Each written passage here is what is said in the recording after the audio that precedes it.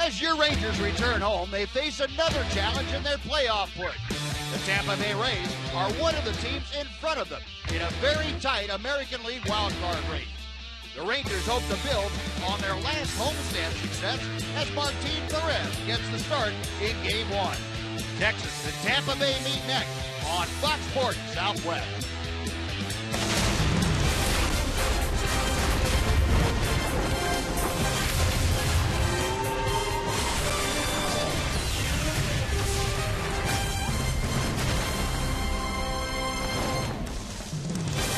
Texas Rangers baseball is presented by AT&T UVerse TV.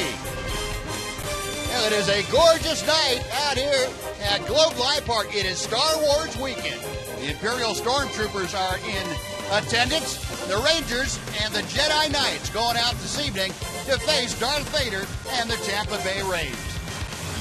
Yoda taking over the PA booth. Chuck Morgan standing by in case he has need for assistance, but the Rangers and the Tampa Bay Rays hooked up as part of that wild card race, and it is a close one. Rays just 2 games behind the Angels for that second spot.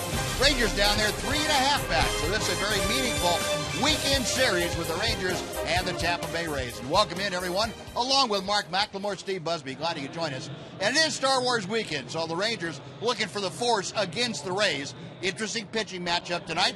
It'll be Nathan Carnes, a local boy, going for the Rays, and Martin Perez for the Rangers. It will be. It should be a very good matchup. Nathan Carnes, one of the best young rookie pitchers in in Major League Baseball, period. He's leading all Major League rookies with 121 strikeouts and a 234 batting average for opponents, and he's done a tremendous job. Had a great game against the Rangers. Beat us the last time he faced us. 7 innings pitched, 4 hits and only 2 earned runs, and the 2 earned runs, he's done that 16 of his 20 starts. So a very good young pitcher. And then we have one, Martin Perez, another young pitcher, one of the best ones in my opinion in the game as well. He's throwing well, 6-0 in August, his career, a 272 batting average. So I'm looking for a very, very good game tonight. Martin Perez trying to figure out which Jedi mind trick he's going to use on the Rays tonight. So get your lightsabers out.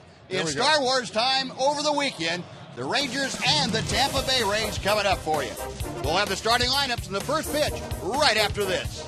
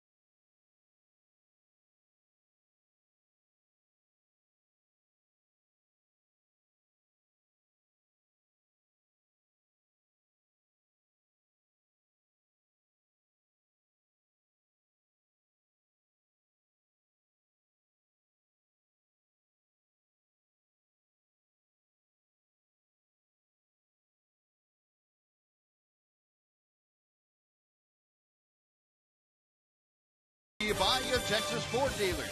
Visit your local Texas Ford dealer to kick off the summer right. Ford is the best in Texas. By AT&T UVerse TV. UVerse has more live TV channels on the go than cable. By Budweiser.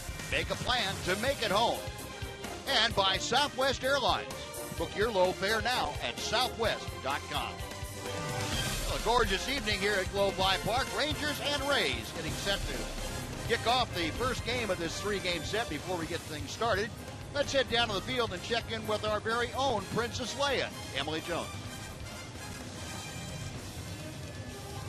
Well, this is the one and only visit for the Tampa Bay Rays here to Globe Life Park in Arlington this season. The Rays, of course, one of the teams that the Rangers are chasing in the wild card race. And here's what Jeff Bannister is expecting from this Tampa team. They pitch it very well. This is a group of pitchers that they come right at you. They've got stuff. They make it hard on you. And so you can't any run scoring opportunities, you got to be able to play small ball against them. They don't give up a whole lot of home runs, but the one thing we need to do is make sure that we stay stubborn with our approach. This is one group of guys that we've got to make sure that we do that so that we can capitalize on our scoring opportunities. So the Rangers looking to build on that momentum that they accumulated during the last homestand, the one in which they went 7-3 and won 7 of their last 8 games. Hopefully the force will be with them tonight. I couldn't help myself, guys. It's okay. I'm right there with everybody. Nice going. Well, the Rays coming to bat, and here's Mark to tell you about the Rays lineup tonight. All right, leading off for the Rays will be Brendan Guyer. Richie Schaefer is the DH. He'll bat second. Evan Longoria has been hitting .333 versus left-handers this year. He'll bat third and play third. Logan Forsythe will bat fourth, play first base. The shortstop is Asdrubal Cabrera. He's got 8 out of his last 9 games have been multi-hit games, and he's hitting .480 in the month of August. Batting fifth will be left fielder Desmond Jennings. Tim Beckham's the second baseman. He'll bat seventh. Kevin Kiermaier is batting eighth. He's got 8 RBIs in his last 10 games. And Kurt Caselli will bat ninth and do the catching. And Martin Perez goes to work on Brandon Guyer. Misses with the first pitch. And Martin back to the plate. A chopper on one hop to Adrian Beltre. One gone. We'll take a look at our progressive scouting report now for Martin Perez tonight. 1 and 2, but don't let that fool you. He has been very, very good his last 2 times out. He has been aggressive in the strike zone. That's something he figured out before his start two outings ago against the Giants. He said, I have to be more on top of things, and he went out and has done it very, very well. He made the right adjustment for him, and now he just needs to build on what he's been able to do the last 2 times that he's taken the hill. Richie Schaefer, the designated hitter, takes strike one. Schaefer just called up a couple of days ago for the Rays, a .333 average in the early going. He has 2 home runs, 2 RBI. He is combined to have 25 home runs between the minors and his major league stint this year. This young man, excellent pop. You can tell he's not afraid to let that swing go. He's got a big, hard swing, and Martin Perez taking something off the fastball. That was probably a good thing because he looks like he's got some sock in that swing. High and outside, and the count is 2 balls and 2 strikes. Martin, the 24-year-old, coming back from the Tommy John surgery that he had a year ago, May, and he has made it all the way back. The way he's throwing the ball now, and it's just a matter of getting back into the competitive mindset that he had so well developed at an early age, and he's able to shake that rust off pretty quickly. He looks like he's settled back in now to be a very, very competent major league pitcher. Payoff pitch up the middle. Elvis almost gets run into by Odor, and they avoid a collision, and Elvis ends up throwing out Schaefer. Now that is pretty good concentration by Elvis Andrus. Very good concentration by Elvis, and not a very smart play by Odor. You got to know where that shortstop is. You tell one another where you're going to be. If the ball's hit up the middle, second baseman say, I'm going in front, shortstop's coming behind. So you get that communication straight before every batter, so you know. But Elvis shows great concentration, stays with it. Throws a strike over to Mitch for the out. That's probably going to be a fine. Adrian Beltre has given them both really a hard time from third base. I know you can't. I know you're surprised about that. Yeah, that's just such a shocker. Yeah, Adrian talking to Elvis and Rugnet. That was almost disaster. Yeah, Beltre saying, "Can't you guys get it together over there? What's wrong with you guys? Come on." Don't you know he's right there? Or something to that effect. Yeah. 2-0 the count to Longoria. And there's another one off the end of the bat. And Martin Perez with 3 ground balls, 3 quick outs in the first inning. An 11-pitch first. Ball the Ranger left-hander. 3 up, 3 down. Half an inning in the books. No score in Arlington.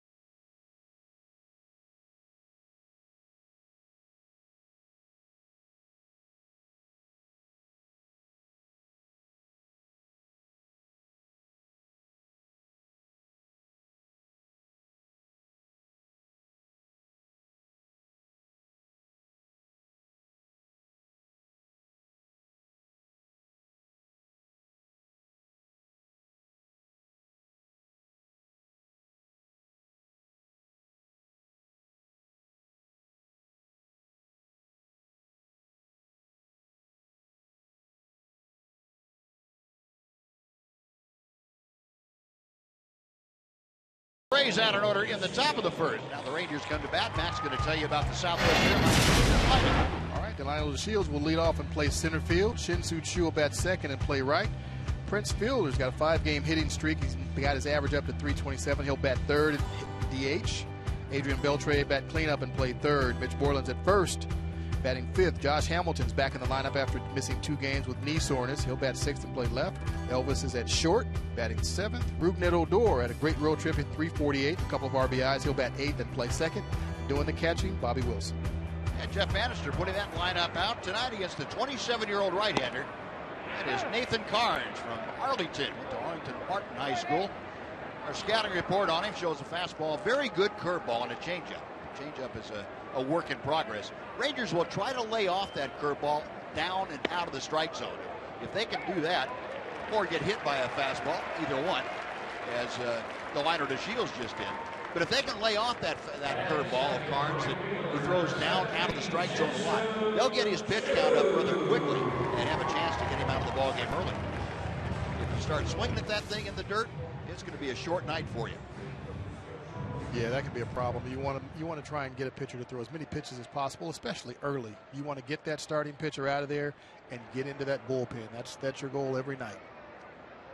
But Delino DeShields doing what he did so well since he moved into the leadoff spot about 2 months ago. That's get on base. He's on the move on the first pitch. The throw is late, and Delino DeShields in with a stolen base right off the bat.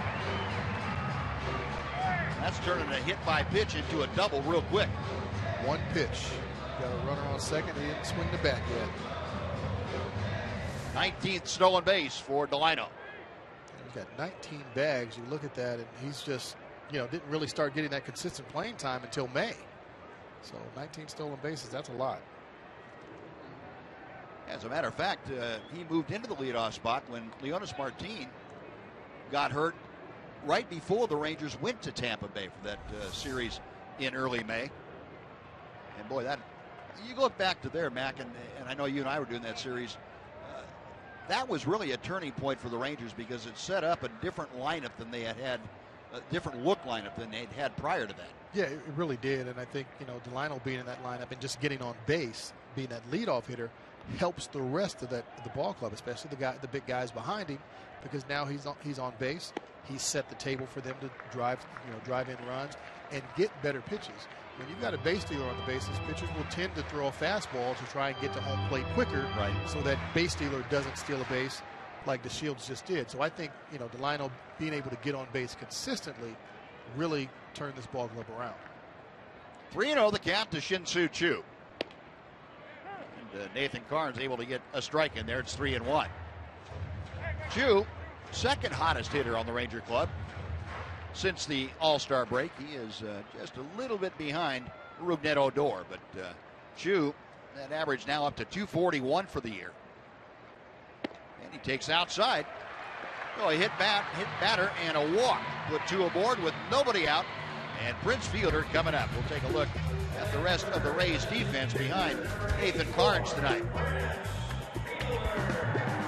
Outfield adjusted with Jennings in there. Geyer is in right, Kiermaier in center. No errors for Brandon Geyer in his last 126 total chances. Infield of Forsythe, Beckham, Cabrera, and Longoria. It's a good infield. Casale behind the plate. Kevin Cash, the first-year manager of the Tampa Bay Rays. Here's Prince, who takes inside for ball 1. And now Casale's going to go out and have a little chat with Nathan Karns. And Nathan Karns, for the first time as a professional, pitching in front of his family and friends. I mentioned he grew up here in Arlington, and he had not made a trip into Arlington as a visiting player. Had not played in front of them since college. And so he's both excited and overly amped, I guess would be it right now. Yeah, it's tough for pitchers or players, period, to come in and play in your hometown. I know his ticket list is very large. Yeah. You've got family, you've got friends, you've got coaches that coached you in Little League and select ball and everywhere else that want to come and see you, play, pitch at the big league level, sure, or play at the big league level. So you want to do well, and a lot of times a player, especially a younger player, is going to go out there very, very amped. Jim Hickey out there to try and slow things down a little bit for Karns and let him take a deep breath. Talking about Nathan Karns, our Kubota Power Stats tonight. 121 strikeouts this year for Karns. That's the most among Major League rookies. He's allowed 2 or fewer runs in 16 of his 22 starts. That is impressive. That's very impressive. He's a very select company in the major leagues when you talk about people that have done that. Zach Greinke's in there, and Sonny Gray, Felix Hernandez, Chris Archer, his teammate, and Jacob deGrom, all in that select group. So 2 balls and no strikes the count to Prince Fielder. Fielder has been on a little bit of an RBI tear lately. He's up to 68. And that pitch outside. It is 3 balls and no strikes. That's a dead giveaway if they're not part of the family. They're certainly very close friends. The Karns group. Sounds like a law firm. Karns group. That's nice. 3-0.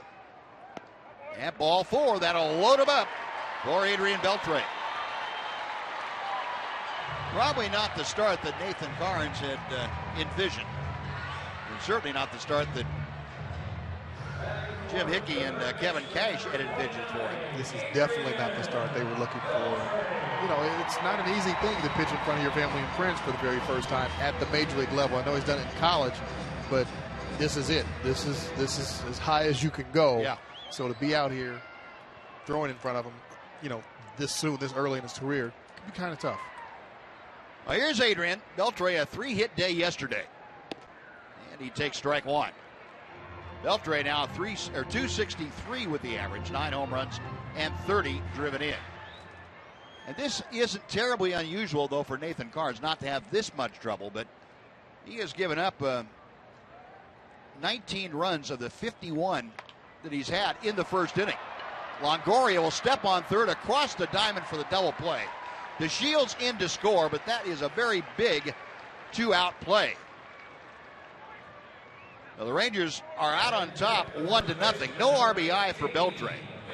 But, boy, you'd trade a double play for a run anytime in the first inning when you have the bases loaded and nobody out. Yes, you will. You want to draw first blood. So if you get an opportunity to score in the first inning, you do that. You take advantage of it. You're up 1-0. You want to get on the board as quickly as possible. Well, Longoria, one of the best in the business defensively.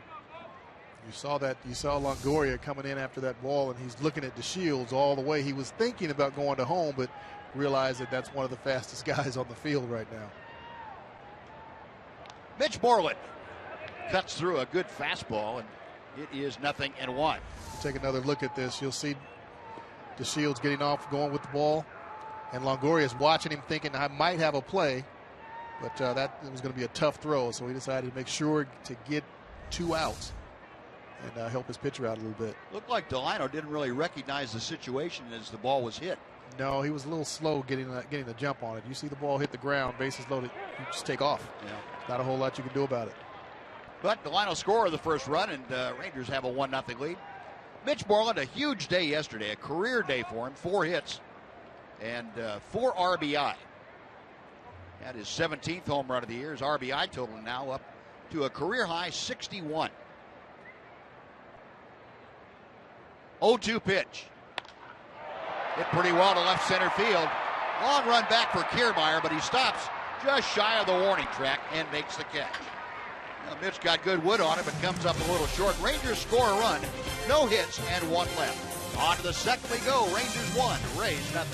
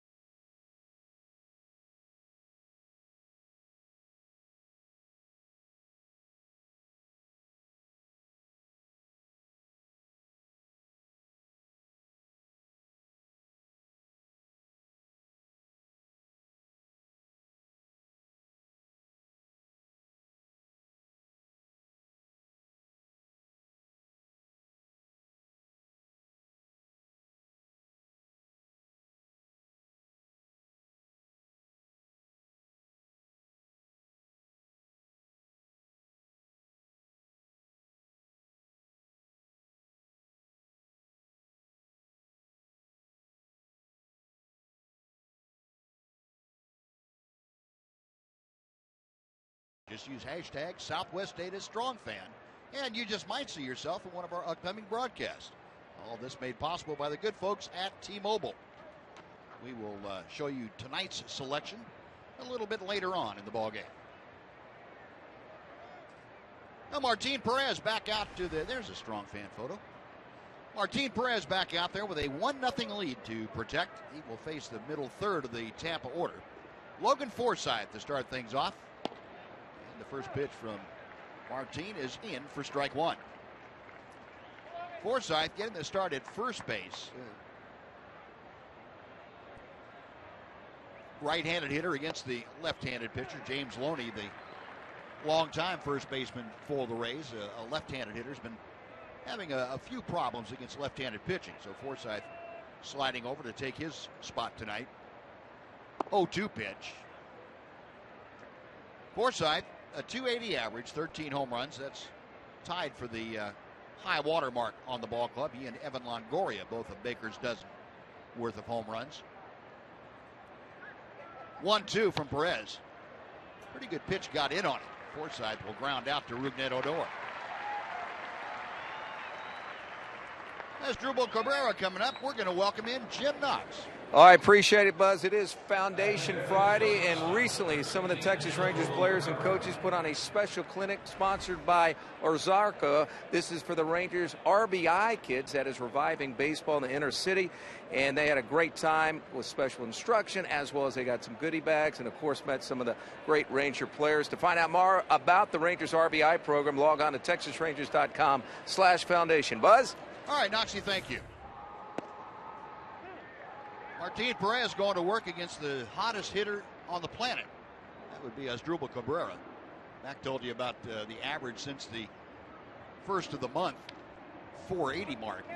Since he's come back off the disabled list, Cabrera has just lit everybody up. This guy went on the DL for 15 days with a hamstring strain. And he has just been on fire since coming back. He's raised his average 60 points since June. And when you start getting into June and July and you make that kind of movement with your batting average, you're doing some crushing. Yep.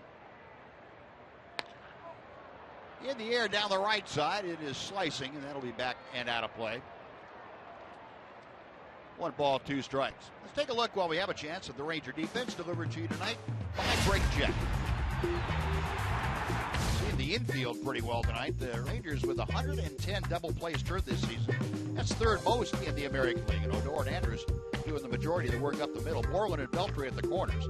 The outfield, Hamilton, DeShields, and Chu. Bobby Wilson catching tonight. There's a base hit down the left field line by Asdrubal Cabrera. He stays hot. And before Hamilton can get over there and cut it off, Cabrera into second with a 1-out double. He's a switch hitter, and most of the time over the years he has been better from the left side. But it doesn't make much difference right now. He can hit on his standing on his head and get base hits. It really doesn't. When a guy's this hot, you're really just hoping he gets himself out. Because if you make a mistake, or even sometimes a good pitch, a guy that's this hot is going to do something with it.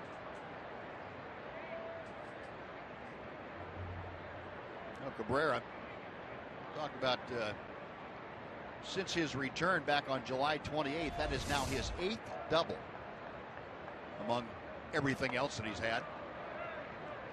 And Desmond Jennings welcomed back into the lineup by the Tampa Bay Rays. Jennings coming back after having knee surgery, missed 3 months. As a matter of fact, he went on the disabled list right when the Rangers got into town down there in early May. Had to have surgery to clean out that knee, and he is just now getting back going. Throw gets away, and Cabrera is up, headed for 3rd. He will be in standing. So a pickoff attempt, and looked like Cabrera was going to beat the throw back, but the throw skidded away from Rougned Odor.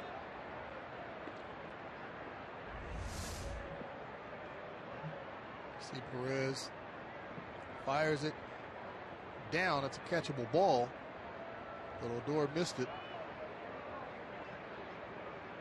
You know, I've never really been a big fan of pickoffs at second base on a guy that's not a base stealer. If there's a guy that's a base stealer, he's getting a little bit too much, then yeah, I may put one on. But if he's not a guy who's going to go out and steal 20, 30, 40 bases a year, I'm not going to bother him. You know, most I'll do is just, you know, clap and let him know, hey, I'm there. I might put one on. But if you're not a base stealer, not really a need to do it. Well, Cabrera now at 3rd base, and the pitch is into Jennings. 2 balls and a strike. No, I agree with you on that, Mac. It's a risk you don't need to take most of the time. And now there might be 1 or 2 occasions over the course of a year where it might benefit you, but yeah, for the most part, guys don't get good enough leads that aren't going to try and steal a base. Right. They don't. Make it worth a while. They get their comfortable lead, and they'll pitch a tent right there, and they stay there. There's an easier way to keep them close to the bag, so if there is a base hit, they may not score from second base, and you just make noise. Yep. These guys that aren't base stealers are typically uncomfortable on the bases, so anything out of the ordinary for them, they're like, hey, they want to get back to the bag or get closer to it. Yeah. Don't want to be embarrassed by being picked up. You're right. 2-2 pitch is inside. The count has gone full. Jennings has run the string out in this at bat. He's hitting 6th in the order. Tim Beckham, the second baseman, will follow. 1 out as Drupal Cabrera, the runner, at third base. Rangers have a 1-0 lead, but that in jeopardy here in the second inning. Payoff pitch on the way. He will reset and try it again.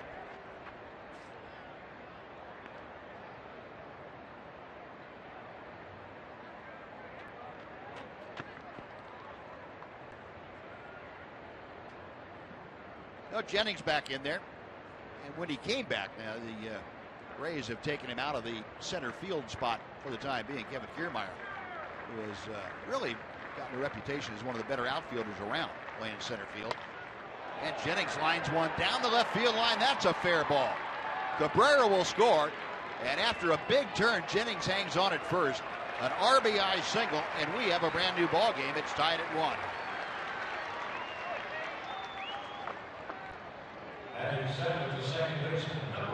Desmond Jennings driving in just his 3rd run of the year. The Rays have come back immediately and tied this ball game. Perez trying to go inside. It's actually a ball, but a pretty good spot. But Jennings got the bat head to it, kept it fair. Josh got a great jump. He was playing a little bit to pull, so he got over to the ball quickly. Made a nice strong throw and held Jennings to a single. Tim Beckham takes the first pitch low and outside for ball 1. Beckham a .227 average. 5 home runs, 22 driven in. Beckham recalled from AAA back on July 12th. Since then, he's been a .263 hitter. And he's done very good work against left-handed pitching.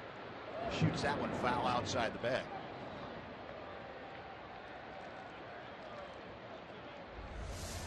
Take a look at Jennings coming around. He's thinking double, but Josh stops him. And look at this torque going there. Look at that dirt jump up there.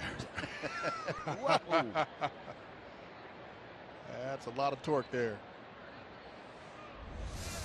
Test out that knee real fast. See if it's really healthy. 2 balls and a strike now to Beckham. Well, Martin Perez, after retiring the first 4 hitters on ground balls and relatively simply, gave up a double to Cabrera. And there was an error on a pickoff play at second, followed by the RBI single by Jennings. And looks like it's gotten away from Martin a little bit. That double play ground ball to Elvis. Odor turns it, and that will do it. Well, as soon as I said that, Martin said, "Here, I'll show you." How about a 6-4-3, and that takes care of the Rays. A run on 2 hits, 1 error, nobody left. 1.5 gone by, 1-1 the score.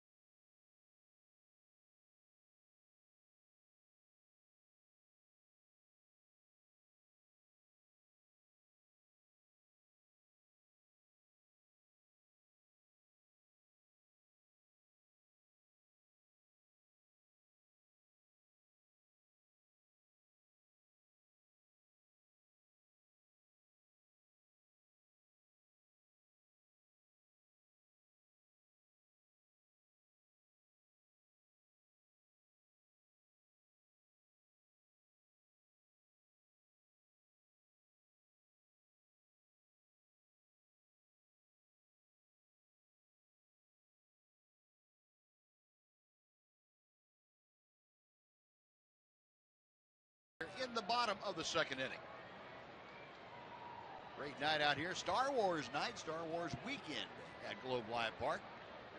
The Star Wars characters out making appearances on the concourse for the fans here at Globe Life.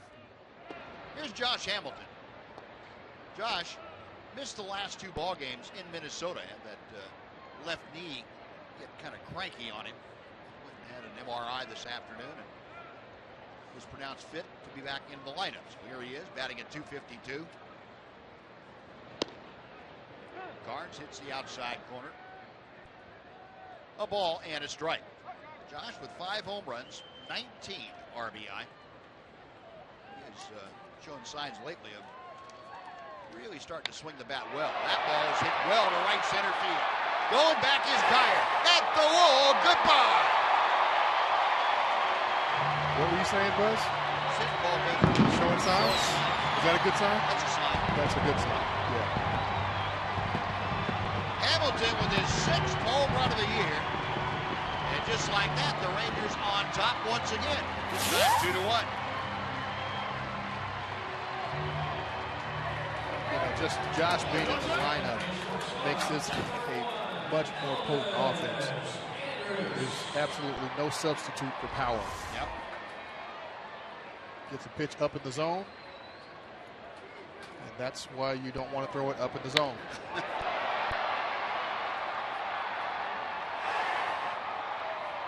Guys tend to hit those a long way. Yeah, and Josh hit that a long way, as a matter of fact.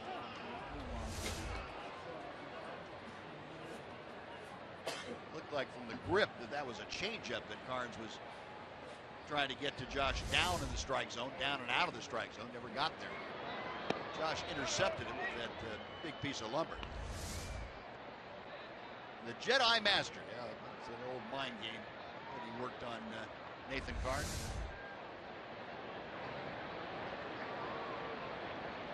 One ball and 1 strike. Elvis takes inside. 2-1. There's Elvis, the next Jedi Knight in the order.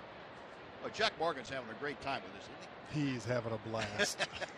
He's got Yoda there, the Jedi Master himself, looking over the shoulder. A line drive foul. 2-2. There's Chuck. Notice the resemblance. I think they're related somewhere down the line. Twins, maybe? Well, I don't know about twins, but wasn't Yoda like 900 years old or something like that? Chuck's sneaking up on it. A little younger than that. Elvis just able to tap that curveball foul. Look at this catch. Wow. Nice going.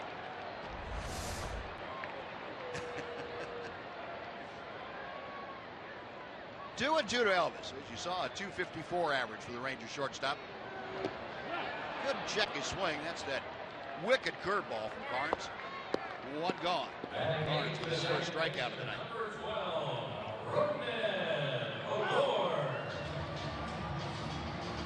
He's got that hard breaking curveball, and that's a hard pitch to lay off of, especially when you're down the count. With 2 strikes on you, you see something coming hard, you're probably thinking it's probably going to be a fastball, and by the time you pick up that rotation, probably already swung and missed it. Here's Odor. Is it similar, Mac, to a guy throwing a good changeup with good hand speed, where you're swinging at the speed of the hand? I think the changeup is more difficult to hit than that hard curveball. You're going on 2 planes with that curveball, right? So you can pick that up better, in my opinion, because that changeup is it's coming out of his hand just like a fastball. And by the time you swing through it, you could probably swing through it twice before it gets to the plate, because it's anything that looks like a fastball, it's on the same plane, and then all of a sudden the bottom drops out of it. Right. So you're not able to differentiate with the spin on the ball between a fastball and a changeup easily. No, unless it's up. The further away from your eyes that changeup is, the better it is. That's why pitching down in the zone is where you want to be, because it's further away from a hitter's eyes. And when that pitcher gets the ball up, it's closer to your eyes and easier to hit. Picked off by Forsythe, going to the backhand, and just able to step on the bag ahead of Rougned Odor. Nathan Carnes with the putout. Carnes kind of lost track of where he was in relation to the bag and had to make a last-second stab for it. I'm not quite sure he realized that Odor was hustling all the way. Yeah, he was a little off there. It's around here someplace. Oh. Yeah, that's one of those plays you put on autopilot going over there. And if your navigation's a little bit off, you catch the ball and look down where the bag should be, and it's not there. And that's kind of a helpless feeling. And that's that play pitchers work on every day pretty much in spring training. Every single day. And not just a few times every day. Every day for hours, it seems like. Bobby Wilson tapping that pitch foul. It's no balls, 2 strikes. To this day, I could probably do that with my eyes closed and know where first base was. I bet you could. I can remember the days of walking by the short field where pitchers are doing PFP, covering first, and I didn't have to be involved. Wilson not able to check his swing. Another punch out for Nathan Carnes. So after the leadoff home run, Carnes gets the next 3. But Rangers regain the lead. Josh Hamilton, a long home run over the Ranger bullpen. A run on a hit. After 2 innings of play, the Rangers 2 and the Rays 1.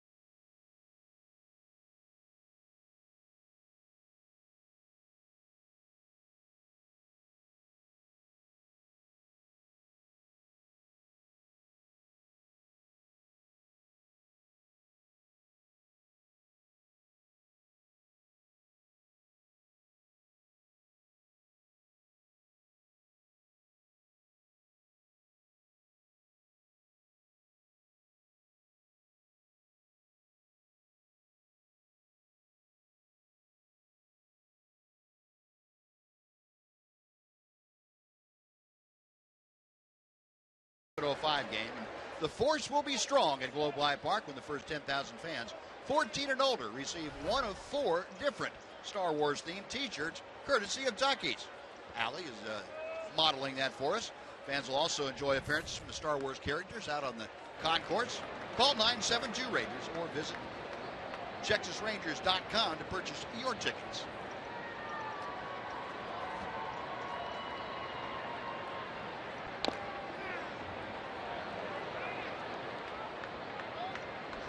Kevin Kiermaier starting things off, and that might help the Rangers a little bit. Kiermaier uses his speed to great benefit, and that foul ball off his foot may slow him down a step or 2.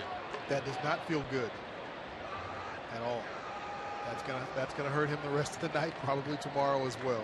That's why you see a lot of guys wearing, the guards on their shins and they're across the top of their foot because they tend to swing at those. He's got that guard there. He's done it before. He's got the guard. He better get his money back for that. It didn't protect him very well.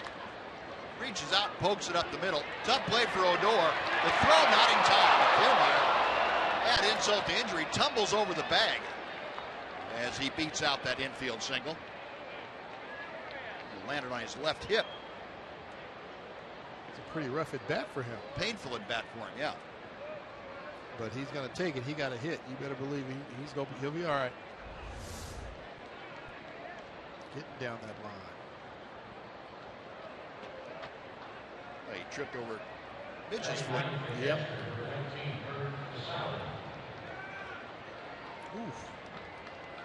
Mitch might come a little lame too. Yeah, that's a little scary. There's been some guys that, I've seen first basemen to get their foot up on top of the bag, and the runner will actually step on their ankle.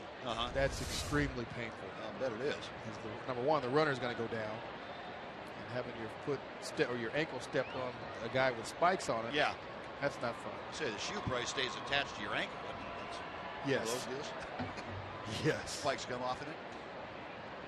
No, infield single. That's the third hit of the night for the Rays, and it brings up the number 9 hitter, Kurt Casale, the catcher. Takes low and inside. 1 ball, no strikes. Casale, a .224 average. He has 8 home runs, and that's significant because in 72 games last year, Casale had none. 14 runs driven in. Martin with the changeup.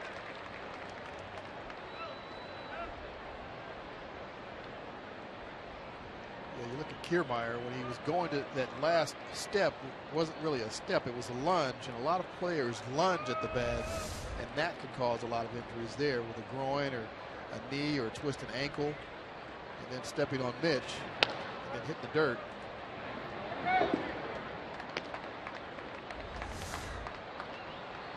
Kiermaier, he's off balance already, and then that left foot coming across. The ideal thing to do is hit that bag with your left foot, and you don't have to worry about stepping on that first baseman's ankle or foot or anything. If you hit it with your left foot, then your right foot is to the outside of the bag, and you don't have that issue. Kiermaier actually lucky that he got away with as little injury as he did. 1 ball and 2 strikes to Casale.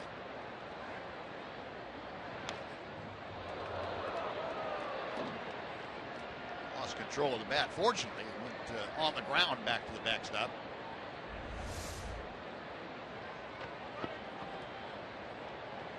That's a really weird feeling.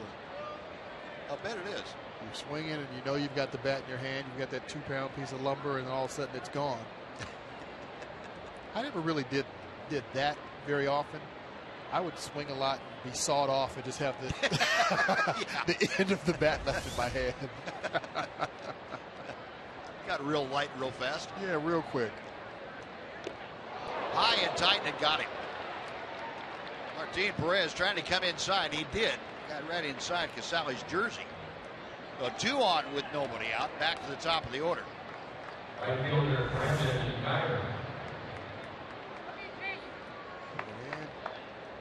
Casale just couldn't get out of the way.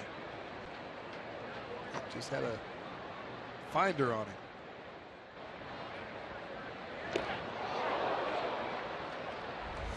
Now the Ranger infield come in and gather around Martin Perez.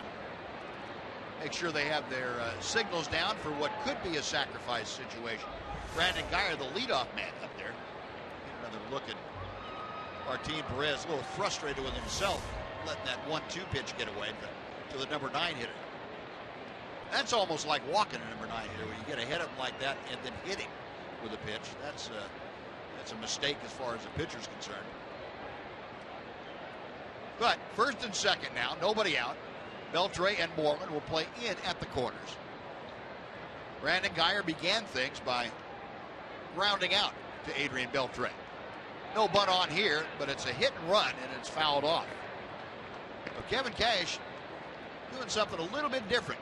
Trying something on the first pitch, putting both runners in motion. Yeah, you don't typically see that. Runners first and second, nobody out.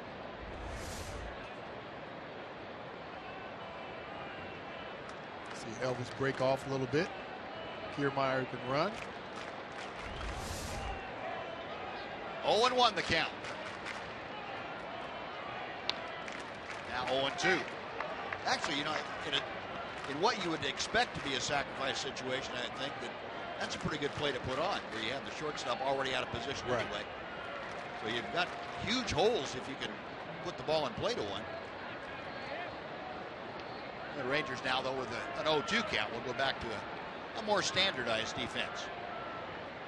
Step or so, as you saw, around to the left side for Geyer. Martin trying to work around some third inning trouble. 1-2.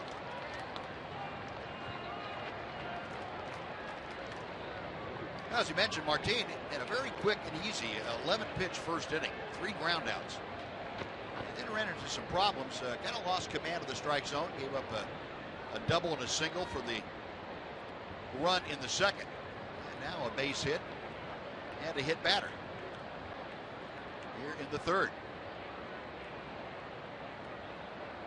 Another pickoff in second. That one almost got away from Rougned Odor.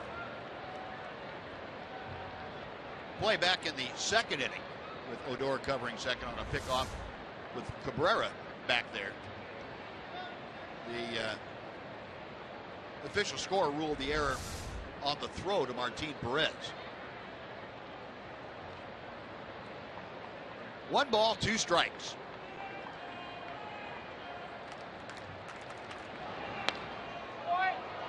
We'll try it again. We talk a lot of times about when pitchers need to go for a strikeout or when a strikeout's important. And on the obvious one, you get a man on third with less than 2 outs. You'd love to have a strikeout or a pop-up. This is just as critical to me in a close ball game. You get a guy at second and nobody out. You'd love for the ball not to be put in play or be put in play in the air softly. Right. If you're gonna have it, if it's going to be put in play, you want a ground ball, but preferably a strikeout would be the best situation here, and then get a ground ball. Yeah. Ground ball behind third. Beltre is going to turn it into 2. Across the diamond and got it. Nice play by Adrian. No hesitation. The veteran third sacker. My goodness, he makes that play look so easy. That is not a hard thing to do, especially with a guy that can run like Geyer. He came in, got the ball, tagged third base, and threw the ball across the diamond on the run and got something on it. That's the tough part right there, the throw. Threw a strike over to Mitch at first. Another great play by Beltre that he made look easy. Kevin Cash coming out. They're going to challenge it, and I think you might have seen on that last replay, Mitch's foot might have come off the contact of the bag at first. Yeah, he reached for it. Doesn't look like he was able to stay on it. The ruling on the field was out. The call on the field was out, but Kevin Cash immediately threw the challenge out there. Mark Carlson, the crew chief, will get the headsets on along with the first base umpire, Harry Cooper. And I think you can see right there, looked like contact was broken with the bag and Mitch's left foot. Mitch just wasn't tall enough. Well, Cash got the word from his video crew upstairs who had looked at the replays. They'll send it back to the replay command center in New York. Again, the call was out on the field. And there has to be clear and convincing evidence, clear and convincing video evidence for the official in New York to overturn this call. And if there is not clear and convincing evidence overturned, the call will either be confirmed or stand. The Rangers hoping for either the confirm or stand outcome. And the folks here at Globe Life Park getting a look at the big scoreboard atop the home run porch in right field. Chuck Morgan putting those replays up quickly, and a kind of a collective groan went up as the last replay showed Mitch's foot coming off the bag. And safe is the call, so it is overturned on review. It is not a double play. It will turn into a fielder's choice. Put out at third. So Kevin Kiermaier is retired, and now there are runners at first and second with 1 out. It's about as far as Mitch could go and still be able to catch the ball. So tough loss on that double play. So I guess you just need another one. I like the sound of that. Get another ground ball right here and have it at somebody when you turn a double play. Richie Schaefer, the DH Grounded out to short, his first time. Ball gets away momentarily from Bobby Wilson, but not far enough to allow Casale to try for third. Schaefer now 4 for 13 in his brief appearance at the big league level. Made his major league debut back on the 1st of August.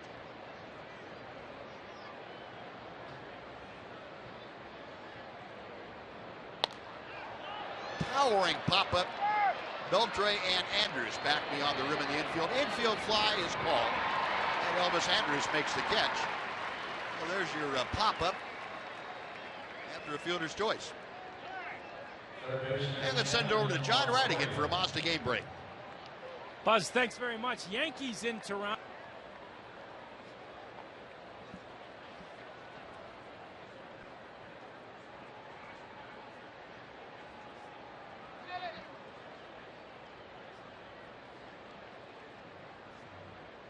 All right, John, thank you. Are the Blue Jays ever going to lose again? Lose? Do they even have a loss column now? Not since the 1st of the month. Wow, they're just entertaining the fans is what they're doing right now. Apparently, Troy Tulowitzki is the best leadoff hitter ever in the game. And David Price has turned into, well, he's turned into David Price again. I want to take a look at this pop fly. You see the umpire at third base, Mark Carlson, give the infield fly rule, and I know he's thinking that Adrian Beltre is catching that ball. So he might not have called that infield fly, knowing that Elvis was a little bit further away from the infield than he was, or than Beltre was. This is just hilarious to me. I love when they do this. That should have been one of those conditional pop flies. If Beltre catches it, it's an infield fly. If Andrews catches it, it's not an infield fly. Exactly. Yeah. Get him really confused. 1 ball and 1 strike, the count to Evan Longoria. Line to left field. That is up the alley. It's headed for the wall. Around third, Kurt Casale will score. Right behind him, Brandon Geyer into second with a 2-run double is Evan Longoria, and he has turned the game around. It is 3-2 Tampa Bay. Longoria has absolutely crushed the ball with runners in scoring position since the All-Star break. He is now 8 for 11. And he gives the Tampa Bay Rays their first lead of the night. Got a pitch out over the plate. And this guy knows exactly what to do with those. Drills it into left field. Drove in 2 more runs, put him up 3-2.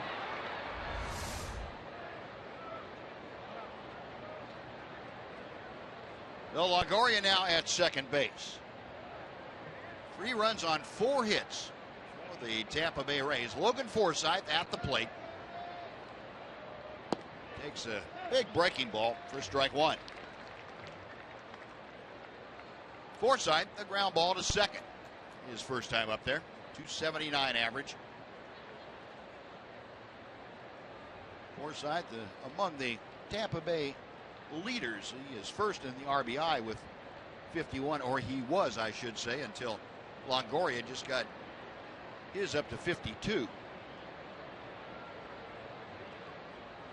Forsythe third in doubles with 21. 1 ball, 1 strike. A gorgeous night, though, here at Globe Life Park, and the Rangers had delightful weather when they were on the road. I know everybody here in Texas was sweltering for the most part, but appreciate you all turning off the heat for us to come back home.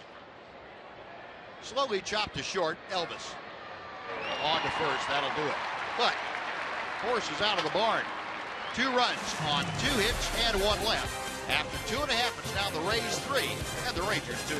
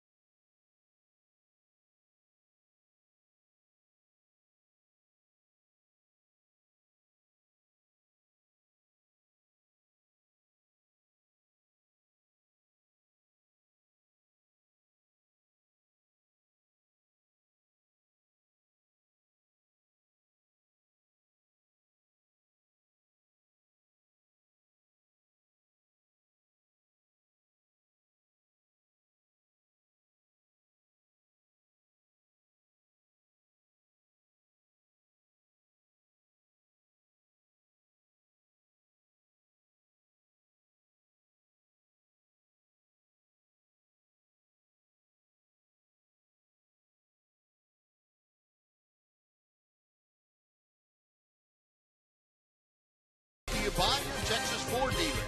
Visit your local Texas Ford dealer to kick off the summer right. Ford is the best in Texas. A back and forth affair here in the early going. Rays now with a 3-2 lead. Yeah, young man, kind of upset about it. Ranger fan, diehard Ranger fan. He's kind of down in the mouth right now, but don't worry, young man, they'll come back. Delino to Shields starting things off. Rangers at the top of the order here in the third inning. The Shields, Chu, and Fielder. Delino scored the first Ranger run. He was hit by a pitch, swiped second, and then came home on the Adrian Beltre double play. Nathan Carnes missing high and tight. 2 balls, no strikes.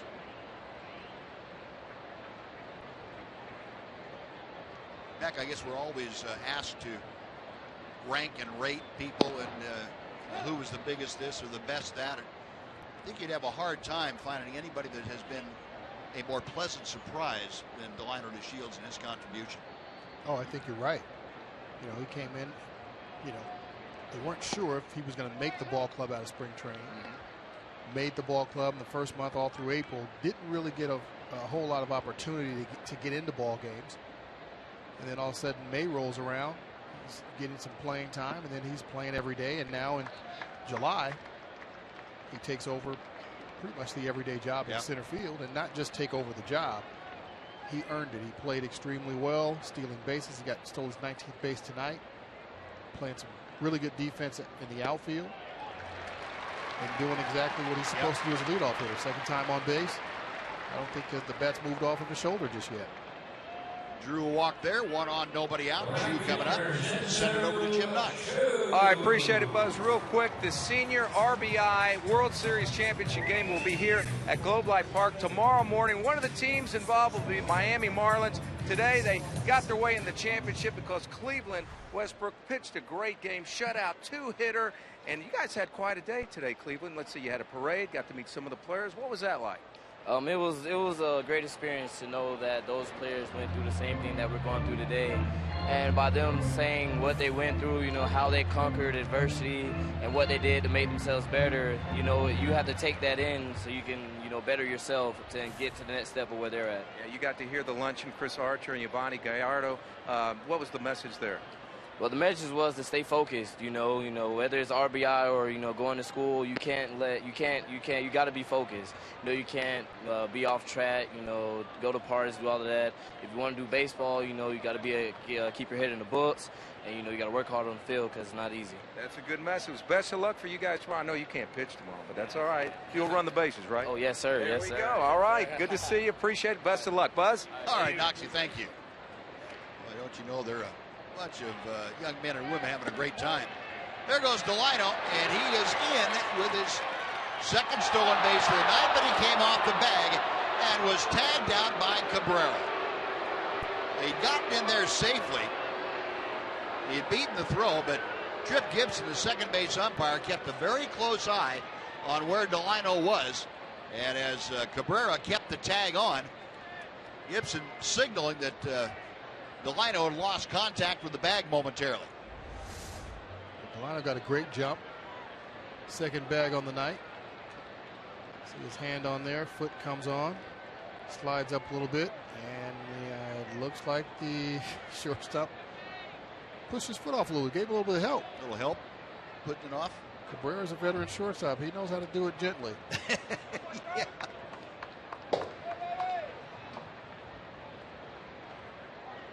You know, it's tough when the dirt here dries out a little bit. You can slide a little bit extra there. Now 3 balls and no strikes to Chu with the bases empty.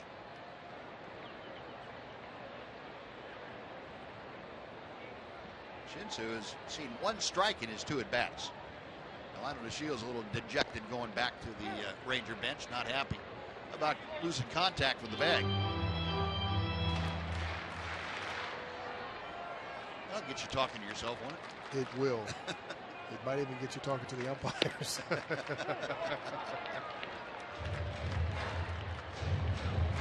Is there an art to encouraging somebody's foot to get off the bag? There's absolutely an art.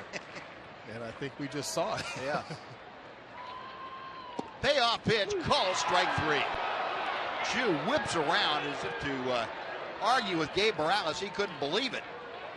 But Morales sticking to his guns, and Nathan Carnes has his 3rd strikeout.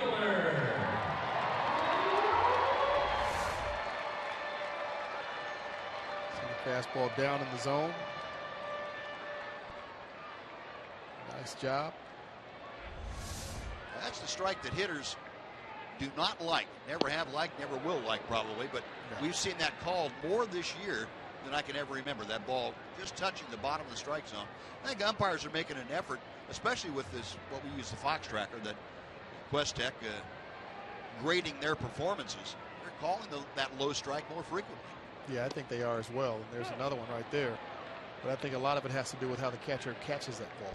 And that helps the pitcher out and gives the umpire a different angle from it if you catch it a certain way. There are certain ways that you can turn your glove that will let the umpire know if it's a ball or a strike. See him slide in here. There's the gentle nudge to knock him off the side of the bag there. His toe was on top of it. And Cabrera just kind of nudged him. Now, if you just push it, that's going to be one thing. Little tapper right down to the bag, and Forsythe catches the ball, steps on first, and that'll do it. Well, it looked like a promising start. Goes for naught. Rangers 3 up and 3 down in the end. After 3, 3-2 Tampa Bay.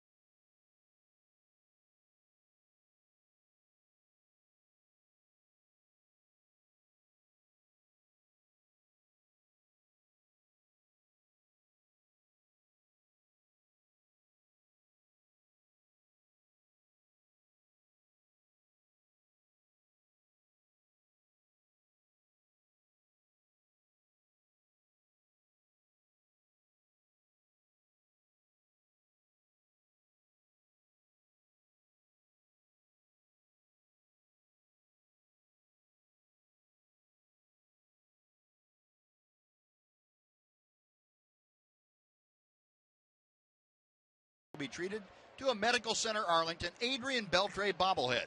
Come on out and help us watch the Rangers take on the Rays. Get your collectible bobblehead. Visit TexasRangers.com or call 972 Rangers for your tickets.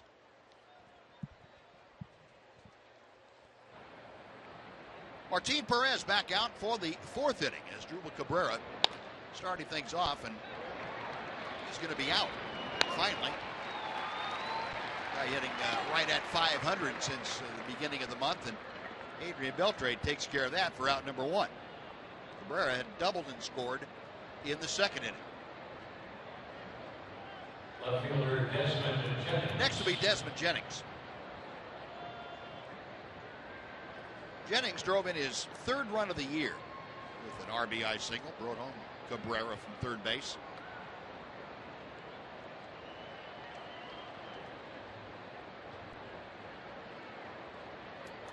Time called momentarily, and I'm not really sure why, to be quite honest. Perez back to work, and misses high and outside. Desmond played a total of 9 rehab games after he was deemed ready to get things back underway. Played at AAA Durham and also Class A Charlotte hit a combined 214 in those games. Takes a strike here. 1-1. You know, you mentioned earlier, Kiermaier's played a pretty good center field. Desmond Jennings is typically a center fielder. But I think since Kiermaier has played pretty well out there, can cover a lot of ground, and Jennings coming back from that knee injury, probably want to give him a little bit of a break from center field. He's played 10, he's had 10 starts in left and 7 in center on the year. So he can play both corner spots as well. So he's a good outfielder. 2 balls and 2 strikes. Kevin Kiermaier. It looks like he's recovered from that last at bat.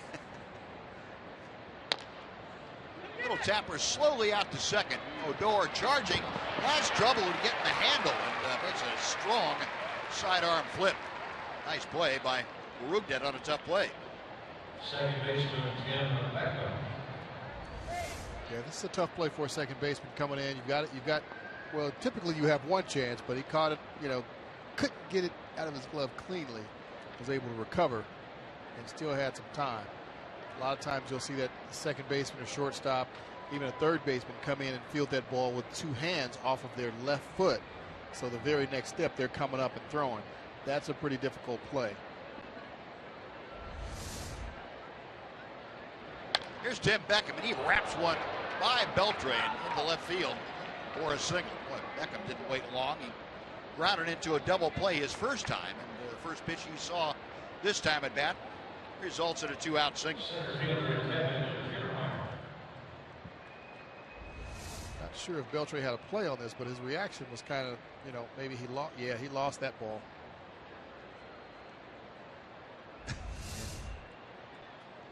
He either lost it or got there a lot faster than he expected. One of the two. He didn't have a glove on that right hand. Kevin Kiermaier had that infield single last time up. That was in the 3rd inning. Slow chopper that Mitch Morgan will take care of. He steps on first. That will do it. So the Rays get a hit and score, or a Strander runner, I should say, and after 3.5. Score remains the Rays 3, the Rangers 2 on Fox Sports Southwest.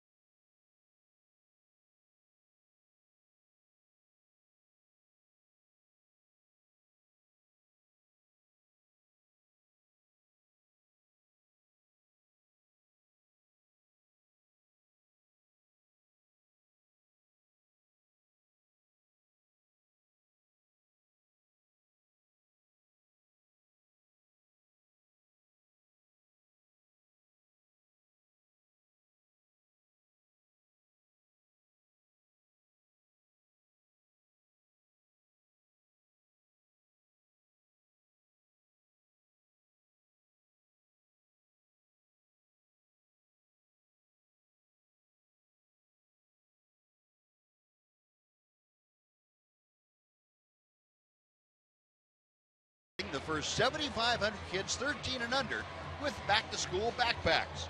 Come on out to Globe Life Park, watch the Rangers play the Mariners, and get your kids geared up for school. Tickets are available at TexasRangers.com, or you can call 972-RANGERS. School just about ready to start. A week from Monday. Classes back in session. Those two look like they might have a year or so left before they head off to college. Now here's Adrian Beltre to start off the Ranger 4th inning. Adrian takes that curve that drops in for strike 1. Beltre grounded into a double play back in the first, but that resulted in a run. It was a bases loaded, no out situation. Adrian did not get the RBI, but Delino DeShields scored the first run of the ball game.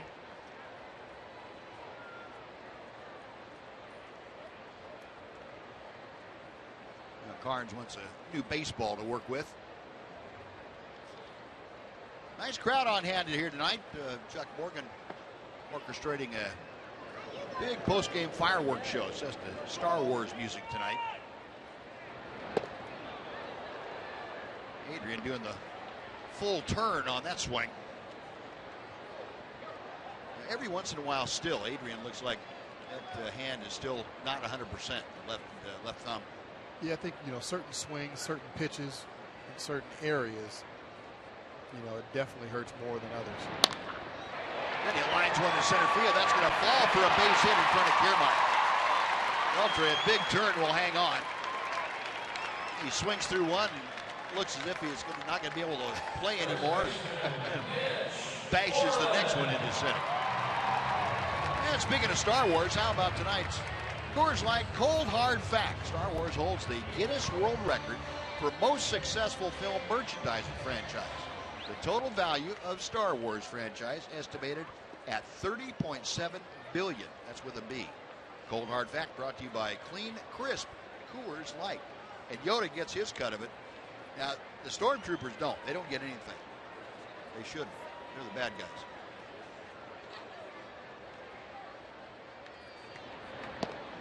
It's Moreland, a check swing for strike one. I think we're ready for him, Buzz. Think so? Yeah, we've got our sabers. We're good. Yep. I had to reacquaint myself with the light saber technique. It had been several years since my kids and I dueled with those. A lot of fun times. Oh, yeah. Moreland 0 for 1 tonight.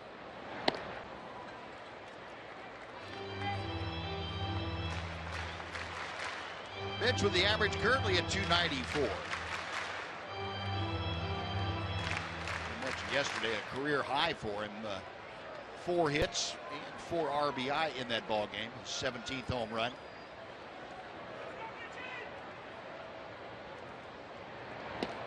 Takes that pitch on the inside corner. Carnes busting it inside for the strike. 1-2.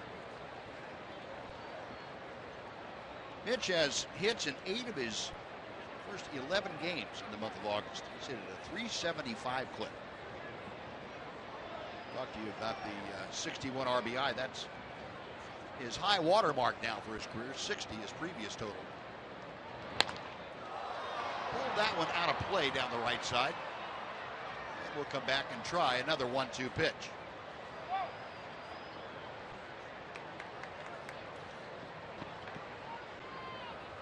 Take a look at our Ford leaderboard. We've been talking about the Rangers and tonight the Rays too. Since the All-Star break, Rangers continue to lead the American League with that 282 team average.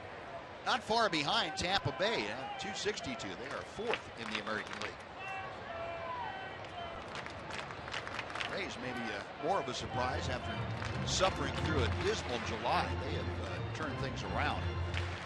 Rangers started to get hot back in May. Cooled off a little bit in June, but they have turned it around pretty well too.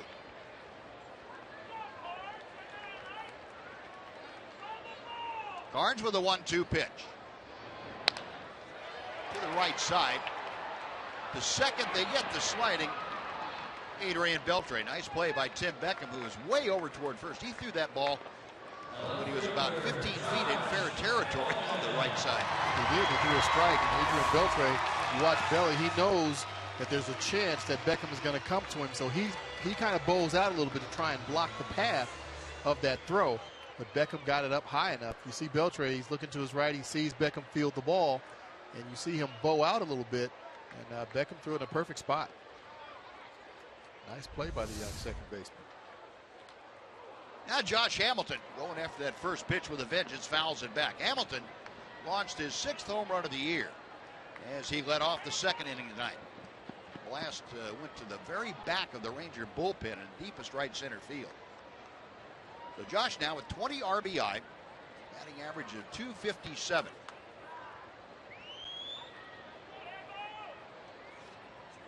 Moreland the lead from first. Hamilton rifles one to center.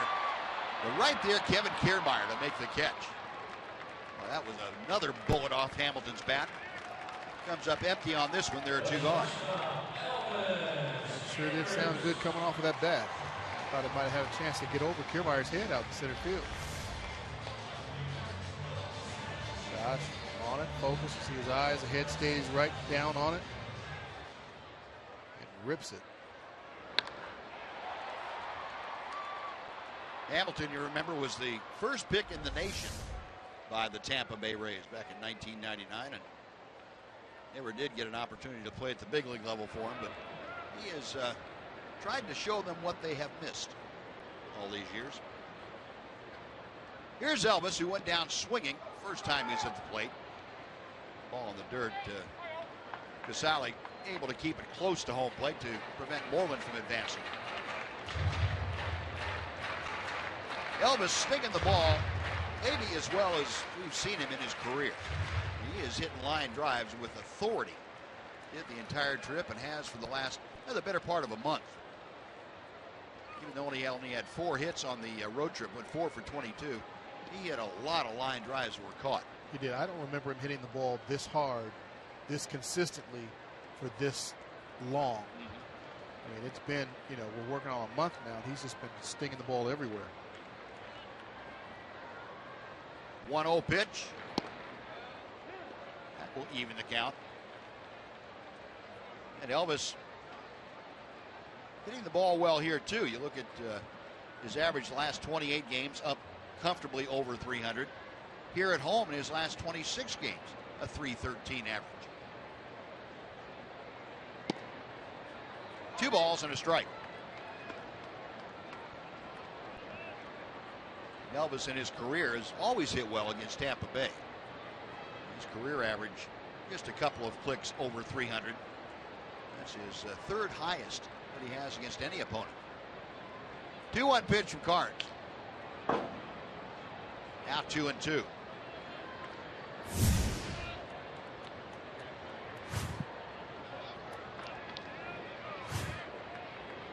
Infield plays Elvis a couple of steps around to the left. The outfield shading him in slightly opposite fashion. Kiermaier in center and over 4 or 5 steps toward right center. Moreland at first. 2 outs here in the bottom of the 4th inning.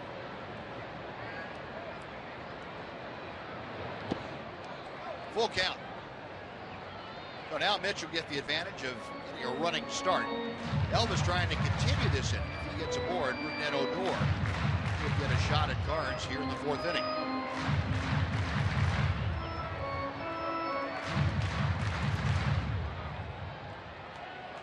This may help Mitch score on this double to the gap that Elvis is about to hit. Getting that running start with the count being full and 2 outs. There goes Mitch. Payoff pitch is high. Ball 4. Must have heard you. Carnes not going to throw him his pitch to get hit there. We'll try and help him out a little bit. Carnes issuing his 4th walk. He's put runners now at first and second, and Rougned Odor will step to the plate. Odor grounded out to first, his first time up.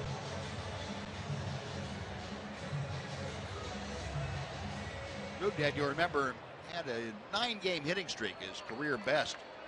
Had that snapped 3 games ago, and since then he has failed to get a hit. He's 0 for his last 8.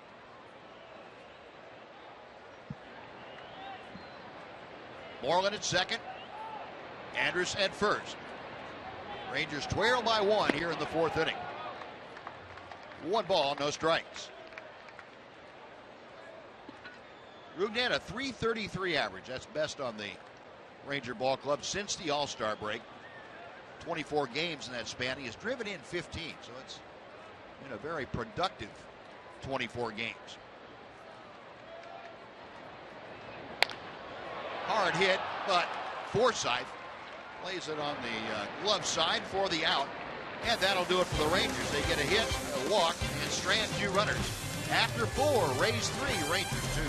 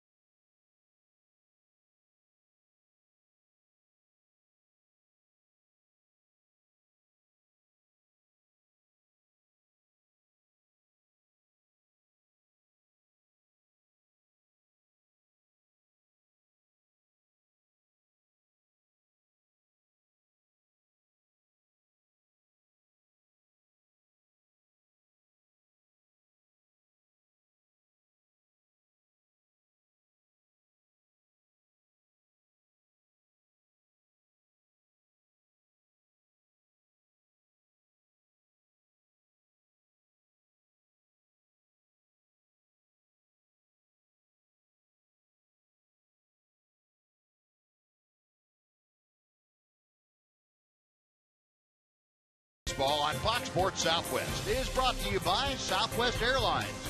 Book your low fare now at southwest.com. And by Mazda. In every car we make, you'll see why driving matters.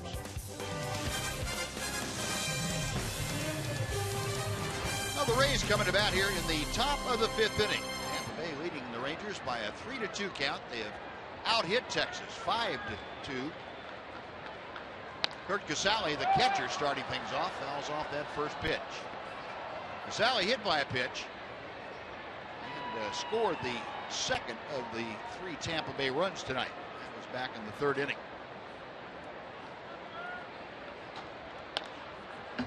Chopper behind the bag. It's a foul ball. Adrian ready to trigger that throw across if the ball had been deemed fair, but it was not. That ball, that's a tough call. I guess it was foul. You know, a lot of people get it mixed up that it has to hit on the fair side of the line. It doesn't. The ball just has to go over the bag. So it can go over the bag and still land in foul territory and be called a fair ball. 1 ball, 2 strikes.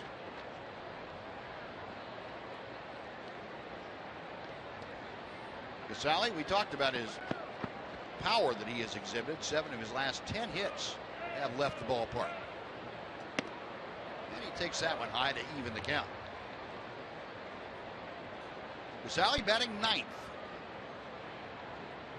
Martin Perez trying to regroup. To the right side. Nice play by Moreland. Perez covering for out number 1. And let's check in with Jim Knox. All right, Buzz. Hey, this was the scene before the game. The Fox Sports Fan Express coming in from the great town of Tyler, Texas. How about the Rose City?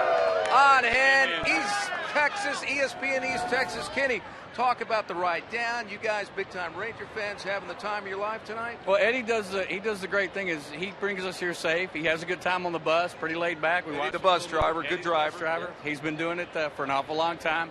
Everybody's been very happy to be here. We had a wonderful ride, and it's obviously great accommodations here, man. Good seeing you. I know you got some birthdays celebrating. First-timers right here, having a nice time. Good to have everybody from Tyler, Texas. Enjoy the rest of the game. All right, guys. Thanks. Foxy, thank you. Folks from Tyler having a great time out there. Rangers see if they can't give him a win here tonight. Brandon Guyer up for his 3rd at-bat of the evening. Guyer 0 for 2 officially, but he did reach on a fielder's choice in the 3rd. Came around to score. A little tardy with that swing as Martin added a little octane upstairs.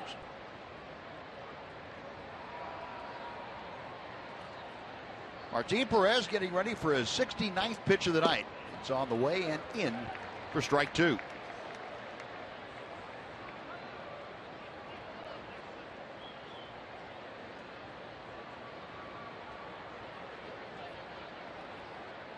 Martin, Bobby Wilson trying to get together on signs. Bobby says, hey, let me run through those again for you. And typically when a pitcher steps off or doesn't go, start his motion, what is it that the catcher's done that makes the pitcher do that? Well, the catcher's going for 2.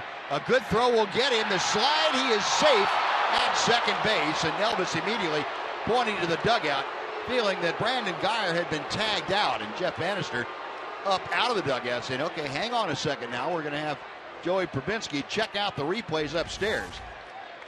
And here's what he's going to look at. A tight shot right down there at the bag, and yep, he was out. Believe he was. So the challenge has been issued. You get another angle from it from our center field camera. Look at that. Tag applied to the foot while the foot was still in the air, and I think the Rangers are going to win this challenge. Jeff Bannister going out there and making sure they held up play. Headsets put on the crew chief Mark Carlson and Trick Gibson, the second base umpire who made the call. They are in contact now with Replay Command Center back in New York. And again, the ruling on the field was safe. Jeff Bannister challenging that ruling. And they'll look at all the video evidence in New York, come up with a determination of whether there is clear and convincing evidence to overturn this call. And I have to say, based on that there probably is. Yeah, it looks like it to me. How about those slow motion cameras we've got, the different angles that we've got? That just really breaks it down. Well, it slows it down for you, clarifies the picture, the shot of the tight shot of the tag getting made, and the call is overturned. So out at second base, and Steve Buechele, who relayed the information to Jeff Bannister. Well, they got the call right out there. So it goes down as a single for Geyer, and he is shot down 9-6. Look at that. They almost got the tag down right in front of the bag and waited, and that's how you apply the tag. You put the glove in front of the base. You'll see a lot of infielders. Try and tag the runner. True gets over to that ball, throws a strike, one hopper, right there. Almost got the tag right in front of the base because the runner has to touch the base. So if you put the glove there, he's got to touch the glove first. Unless he can split himself in half and go around it. No, you're right. And you see so many tags. I think Mac guys trying to slap a tag down there. Right. Slap it down and up, and all of a sudden the guy comes off the bag or doesn't get there in time. It's a problem. 0-2 pitch, swung on and missed. And Richie Schaefer gone on strike. So Martin Perez gets his first strikeout of the night. Rays get a hit, but nobody left. Halfway through the ball game, Tampa Bay leading 3-2.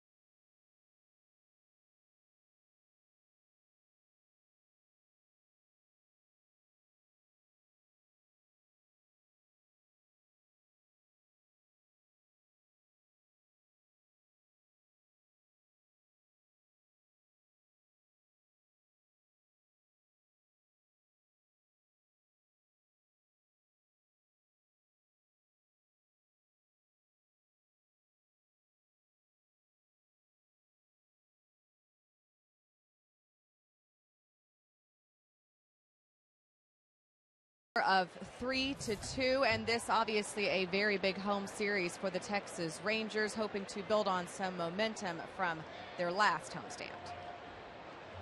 But coming into this home series, that it's winning, especially on the road, last game coming into a home series, it builds some confidence, and that win was very important. We could be in a different position right now. It's one game, but it can determine a lot of things. So the confidence that they built in that last home stand, going 7-3 and winning 7 of their last 8, coupled with that come from behind victory yesterday in Minnesota, the guys hoping that is the start of something good and a roll that they could go on, guys. All right, Emily, good stuff. Yeah, thank you. That's extremely important. You get down now under 50 games to play. And all of a sudden, things get magnified. You should look at it the way you do the rest of the season, but you can't. You don't have that much time left. Bobby Wilson caught looking, and he has gone on strikes for the second time tonight. One away, and Delino and Shields coming up. And before Delino steps in, let's send it back over to John Radigan for a Mazda game break.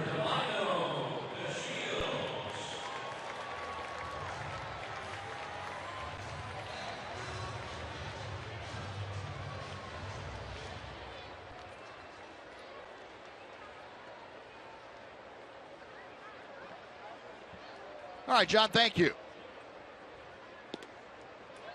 Delino looks at that breaking ball that all of a sudden Nathan Karn's able to spot up a little bit.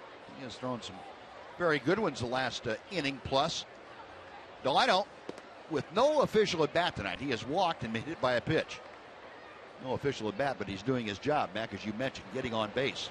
Getting on base and getting in the scoring position rather quickly. Although last time he kind of, slid past second base and was called out. But I believe if he gets on again, he'll go again. And Karns isn't a guy that really holds runners well. That was the 16th stolen base out of 18 attempts against him. Karns with a 1-2 pitch. You're talking about Delino getting on base, and the walk he got last time up, that was his 9th in the last 15 ball games. And we've talked about not really playing much until the second month of the season.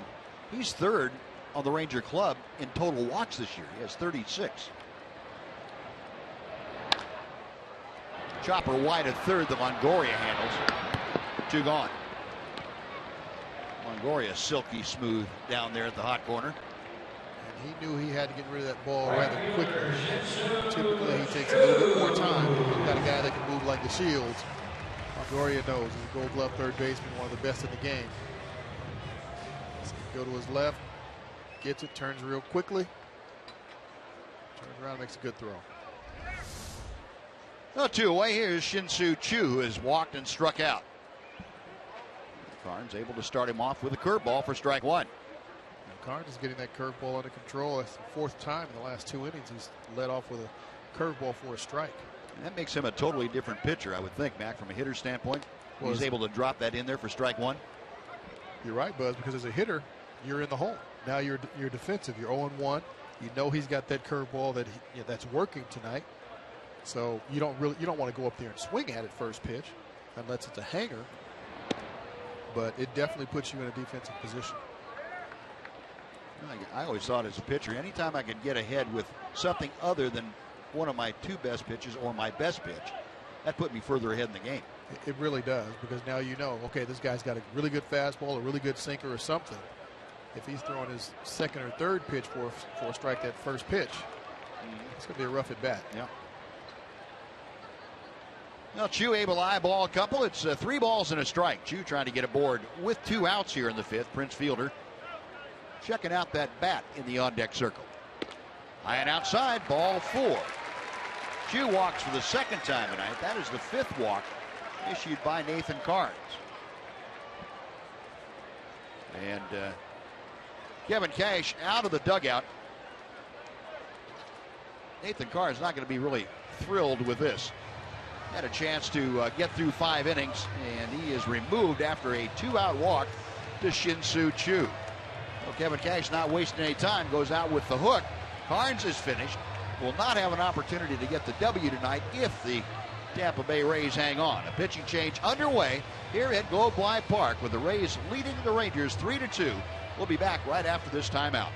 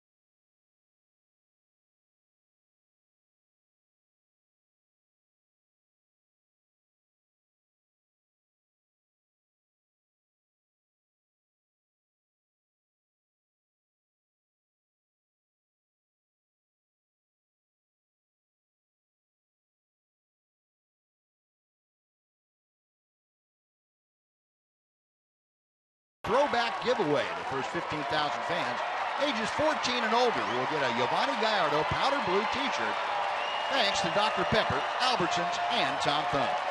Visit TexasRangers.com or call 972-RANGERS for your tickets. Kevin Cash going to the bullpen, and Nathan Carnes out after 81 pitches and 4 2/3 innings.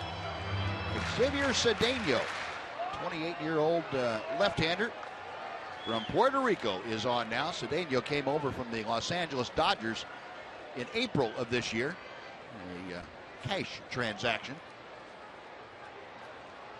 Cedeno is 47th game as he appears here tonight. He'll be facing Prince Fielder with 1 on and 2 out.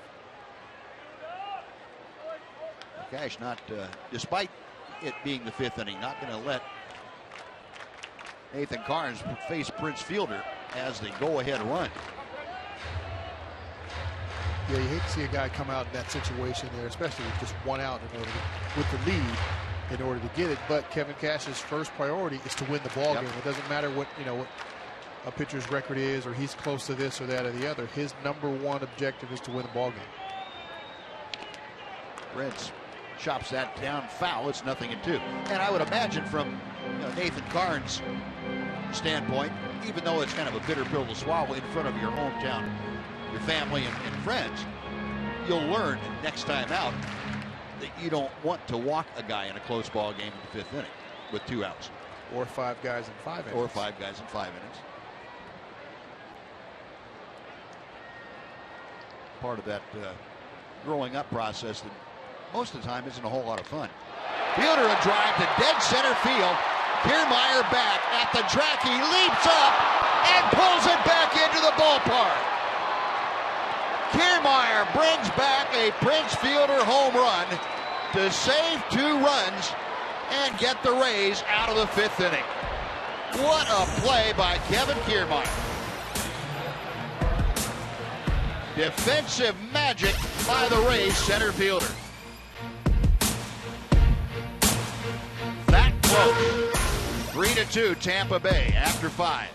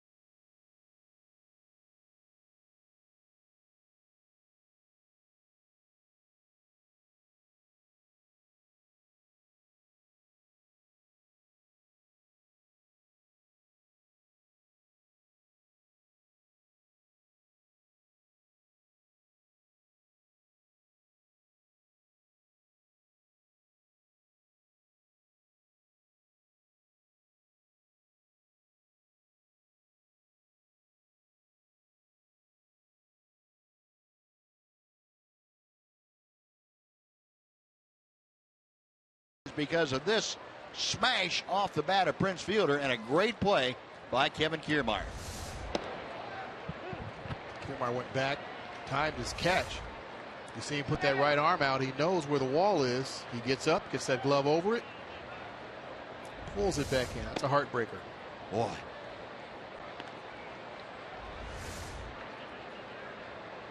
See a different angle here. You can see that ball was going to be out of the ballpark for sure. Sure was. You won't see many catches better than that. Well, Evan Longoria starting things off for the Rays here in the 6th inning. Longoria 1 out of 2 tonight. And a 2-run double. That's the difference in the ball game at this point. Or the difference, at least offensively, in the ball game. Defensively, Kevin Kiermaier saved 2 runs with that catch. Longoria 278. RBI total now up to 52. Check swing, he went around. Full count. Longoria trying to get aboard for the Rays to start the 6th. Logan Forsythe, the cleanup hitter, is in the on-deck circle. Slow tapper that Martin gloves. That is out number 1. And let's check back in with Jim Knox. All right, look who we have here, Buzz. Star Wars night here at Globe Life Park. It goes on through tomorrow. And first, 10,000 kids, 14 and up, get a free T-shirt. What are you looking at, Darth Vader? Everything okay tonight? That's none of your business. Oh, okay. A little smack talk. All right, guys, the good guys, let's take this guy out, huh? Okay, take over, guys. There we go. Star Wars going on until tomorrow night, Buzz. Fans, come on out and see these guys. Nice going, Knox. You know when to get out of there. Smart move. Those were the sabers that I like right there. Yeah. Lights.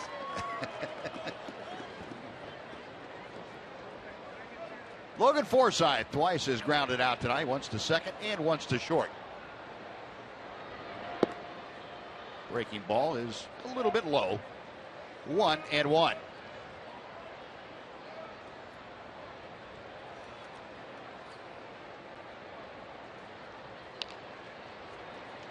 Now a ball and 2 strikes. It looks like Martin's gotten it back together after the rough spot in the 2nd and the 3rd. Martin has given up a couple of hits, but a lot of ground balls, 1 strikeout in the last couple of innings. The rest have been on ground balls. That misses just a bit high, and it's 2-2.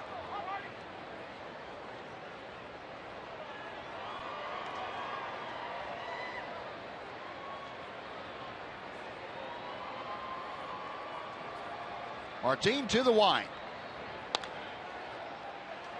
Elvis from the hole. Right on target. 2 gone. Nice job by Martin keeping the ball down in the zone and getting ground ball after ground ball. That's what you like to see. You keep that ball out of the air. It's probably going to be a good night for you. Yeah, he's only had 1 out in the air tonight. That was a pop out by Richie Schaefer back in the 3rd inning.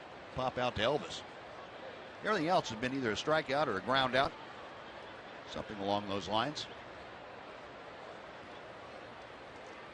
A 2 gone as Drupal Cabrera hit a double his first time up, grounded out his last time up.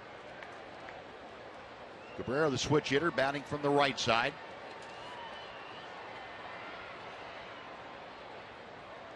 This year, Cabrera, a 278 average coming in against left-handed pitching, 253 against right-handers.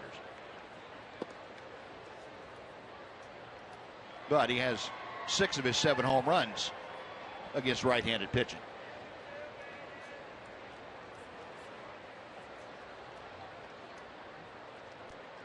He leads all American League shortstops this year with 35 extra base hits. Lines this one to left. Hamilton coming on, but plays it on a hop. It looked like Josh might have lost that for a moment in the lights, and by the time he picked it out, it was too late. Josh kind of stared up there as if somebody blinded him momentarily. Cabrera gets a pitch and hits a low line drive. Whenever you see line drives hit to the corner spots, the left fielder or right fielder, it has a really good chance of going in the lights. And it's a tough ball to stay on and catch.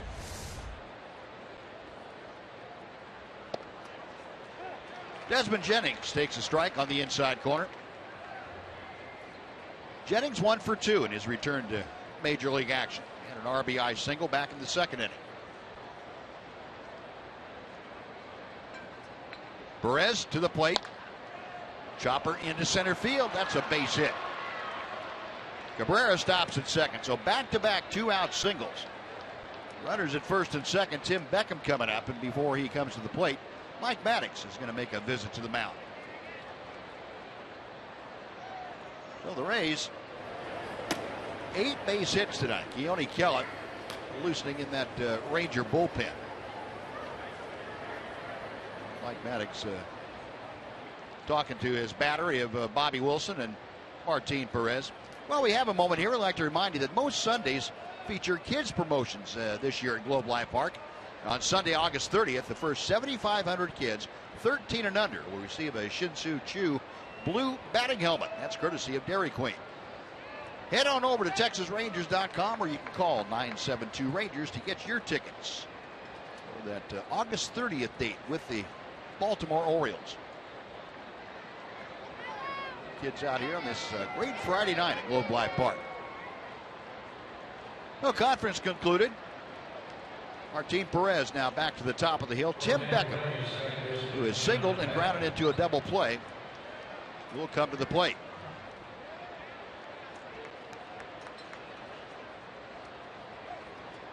Beckham, with his base hit in the 4th inning, snapped an 0 for 9 streak that he was in.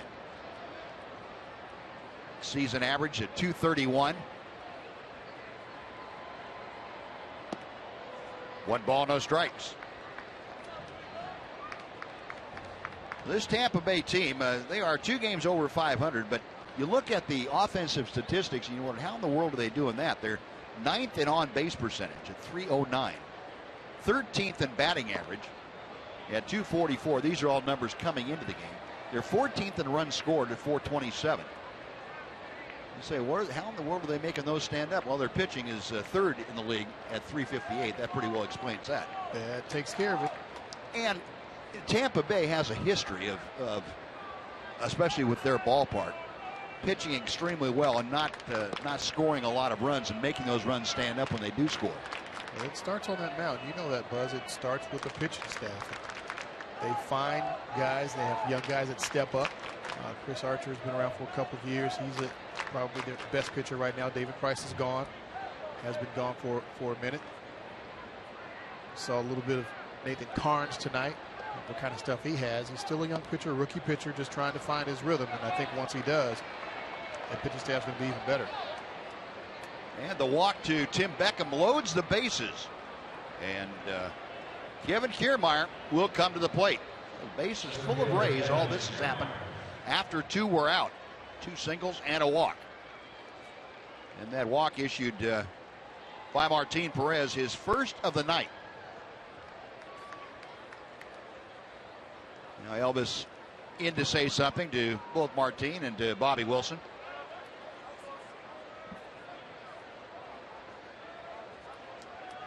Kiermaier has had an infield single and is tapped out to first. Martin will get a chance to face Kiermaier here with the bases full in the 6th inning.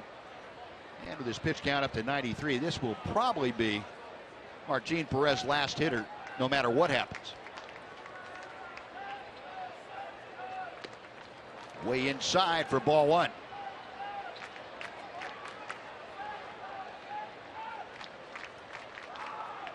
Kiermaier, a .247 average. Get a look from our RF camera right over the top of the Ranger dugout.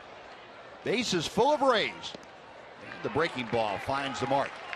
Good idea there when you're having trouble spotting up the fastball. See if you can throw a breaking ball for a strike, get your release point back. Exactly what Bobby Wilson had Martin Perez do. The 1-1 pitch coming.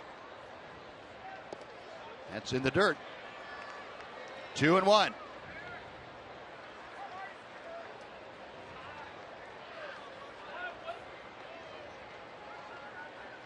Martin with 59 strikes, 37 balls tonight.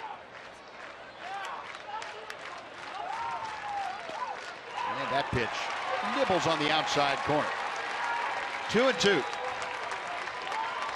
Kiermaier shaking his head. And maybe he looked at the Fox tracks too. I think he saw it and realized that even if I wanted to swing, I wasn't really going to hit that. Cabrera, Jennings, and Beckham, 3rd, 2nd, and 1st for the Rays. Now Bobby Wilson going to go out and see exactly what Martin Perez has in mind for a critical 2-2 pitch. There's Cabrera, who started this with 2 outs. singling to left field. Jennings followed with a single to center, and then the walk to Tim Beckham below to the bases. Martin Perez set at the belt. The 2-2 pitch. We'll reset and do it again after that foul ball. Now, a big game for both ball clubs here tonight. Rays come in playing as well as they have in the last couple of months at least. Kevin Cash's team vying for that wild card along with the Rangers. Tampa Bay opening play tonight, 2 games behind the Los Angeles Angels for that second wild card spot. Rangers 3.5 back. Poke to third, Beltre has it. Across the diamond, and Moreland makes the catch. That will do it.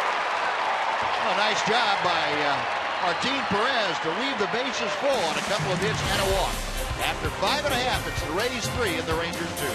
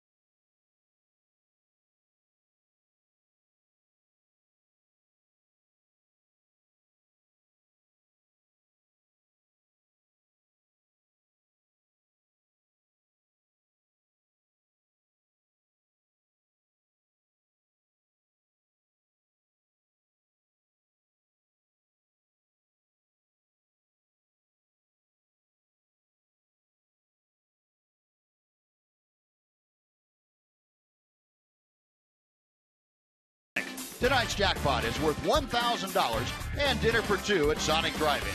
If a Ranger hits a home run during this inning, Siegfried Fritz from Grand Prairie will win $1,000. And if a Ranger hits a grand slam during the inning, Siegfried's going to win $25,000. You can register at any participating Sonic restaurant. Siegfried, you got the guys coming up that can get the slam done for you. Adrian Beltre to start things off against Xavier Cedeno. The first pitch to Adrian is in for strike 1. Beltre kind of a wry smile as he looked back to Gabe Morales, the home plate umpire, and said, yeah, you know you missed that. Clock tracker said no, he didn't. 0-1 to Adrian. 0-2. Cedeno's been pretty rough on left-handers. Lefties are hitting 221 off of him. The right-handers are 213 off of him.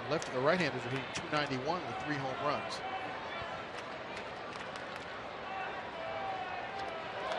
And that pitch looked like it got a piece of everybody, with the exception of Beltre.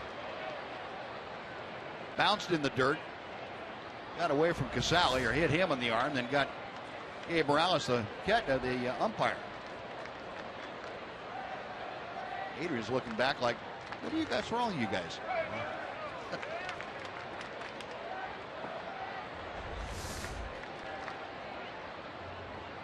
From a pitcher standpoint, that's not a real good way to set up the next pitch that you want to have it on the corner and get the call. No, you don't want to hit the umpire. It doesn't help your cause. No. 1-2 pitch. Not even swinging. Cedeno going down and away, and Beltre strikes out. 1 gone. Mitch Moreland now coming up. Cedeno throws a cutter and a pretty good breaking ball. And that looked like the cutter that was backdoored. Adrian recognizing that pitch was probably going to come back to the strike zone on the outside part and tried to fend it off. Here's Minshew is 0 for 2. Here's the curveball. Moreland a fly ball to center. Reached on a fielder's choice in the 4th inning.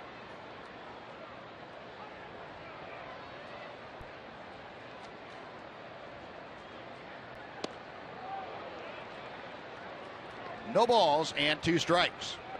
You can see, I guess, why Cedeno's so tough on left-handed batters. Sam Dyson, by the way, in the Ranger bullpen. Only given up 2 extra base hits to left-hand hitters all year long. Both of them have been doubles. Now, he almost broke into the home run column. Prince Fielder, bat down to first base. And the little flip on to Cedeno. Moreland, you had the bat, the ball, and Forsythe, the first baseman, all arriving at the same point at almost the same time. Forsythe, he's getting rid of one of them. He's getting rid of the ball and getting out of town.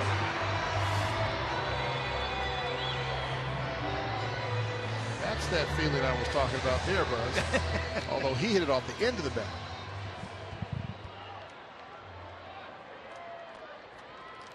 Mitch didn't have a whole lot left in his hands to work with there, did he? No, he did not. I do not know how Forsythe did not be affected or get affected by that bat. Josh Hamilton swinging a miss at the curveball.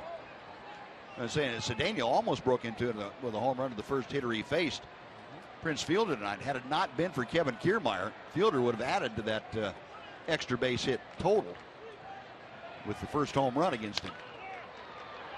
Forsythe, a nice backhand, and dropped the ball off the glove of Cedeno, who was going to catch the ball and look at first base instead, and the ball eluded him.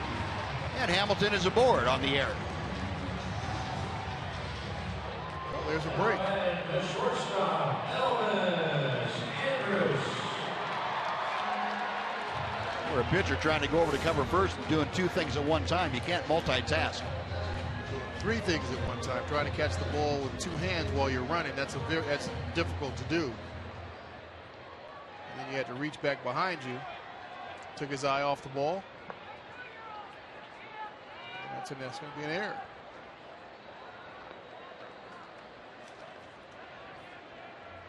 Jim Hickey, the pitching coach, going to go out and make sure there's no carryover effect from that last play. Be an error charged to Xavier Cedeno on that play, or for the lack of the play.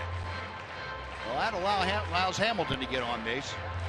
Elvis now come to the plate representing the go-ahead run in this ballgame. Rangers trailing 3-2. Elvis has struck out and walked tonight.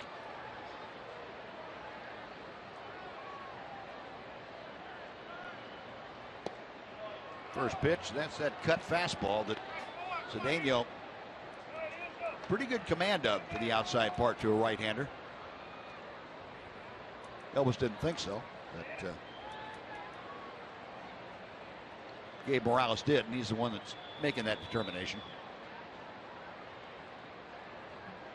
0-1 pitch coming.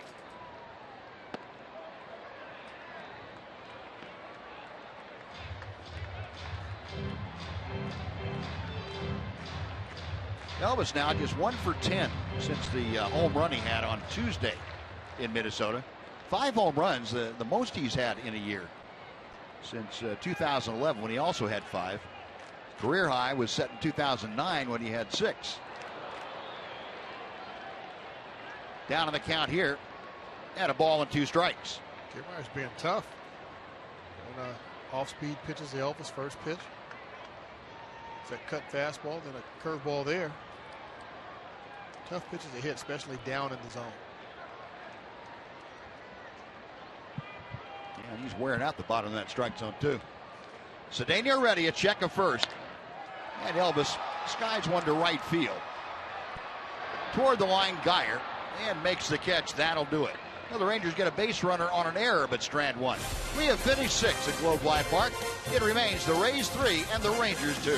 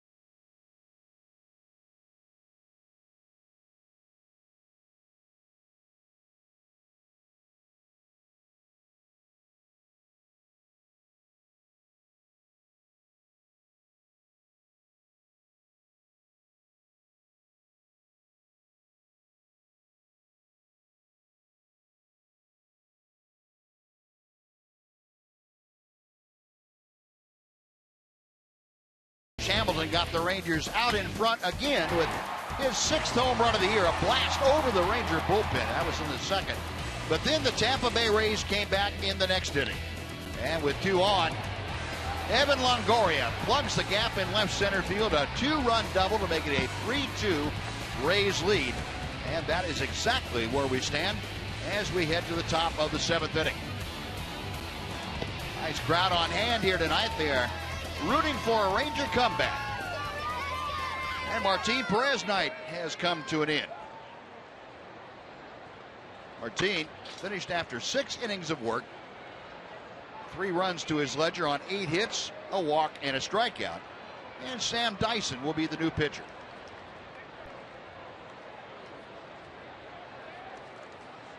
Dyson, the sinker ball specialist, and he has as good a sinker as you're going to see, a heavy 97-mile-an-hour sinker.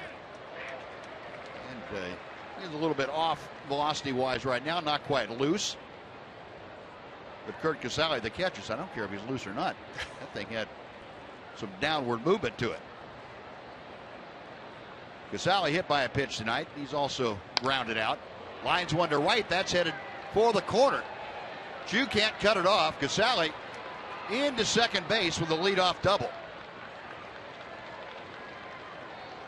So maybe the approach for Curt Casale, taking the ball the other way, got him in good stead because he hit that ball solidly. Dyson trying to go down and away again at same spot, same pitch. Casale got the head out to it, didn't try to pull it, went with it. Drove it down into the corner for a leadoff double. Chu trying to get there, but that ball just hit the grass and just scooted to the wall. Well, Kevin Cash now going to the bench, and he has come up with a veteran left-handed hitter in Grady Sizemore. Sizemore signed by the Rays. Grady has been out the better part of 4 years now. He has had all kinds of knee problems, back problems, trying to battle his way back. A 247 average for Sizemore. They have felt with Jennings out for 3 months that Sizemore, pretty good replacement. The throw to third, and they get him down there. Nice play, Mitch. Now Kevin Cash is going to come out. The ball came out now. According to third base umpire Mark Carlson, he was in the middle of making that call of out and didn't see the ball pop out until after he was through. And then he's explaining it now to Adrian Beltre. I saw the ball pop out, but I was in the middle of my call. and couldn't get the safe sign down in time. Now Jeff Bannister is going to come out for an explanation as well. But what a throw by Mitch. Great play by Mitch. Got the out at first base. He's got a really strong arm. Fires it across the diamond at Beltre. Beltre gets it, puts the tag on it, slides off. Ball pops out on the tag, the second tag, but I think Beltre gets him right there.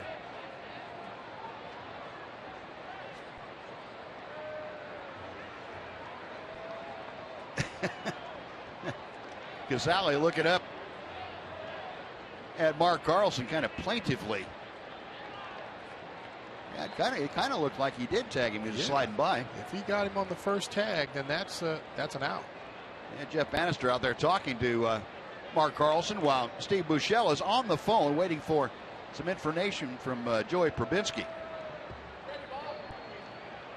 Pretty tough to tell from that angle whether the tag was applied, but the challenge has been issued. The Rangers, who successfully challenged a play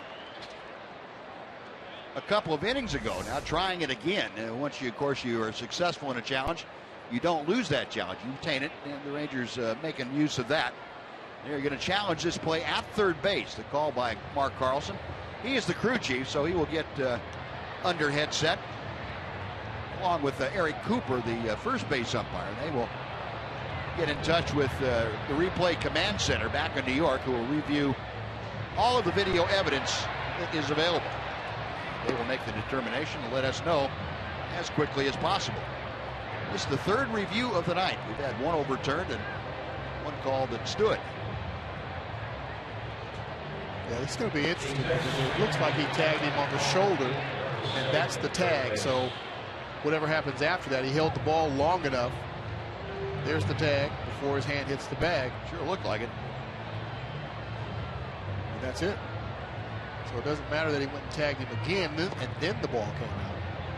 There's the tag. Hand doesn't hit the bag.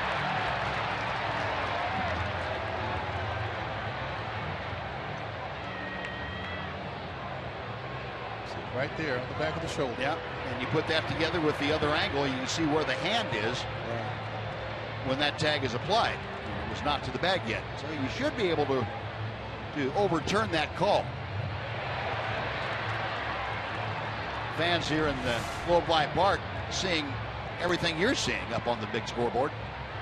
Chuck Morgan does a great job of getting it up there quickly and utilizing all the angles so the fans here are kept informed as well as possible.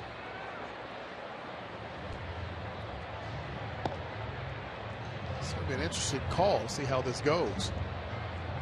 Because when you slow it down in super slow-mo like we're able to do now, you know, the amount of time that you have the ball, it seems like 5 or 6 seconds when that slow motion camera's going, but that's not really how it goes.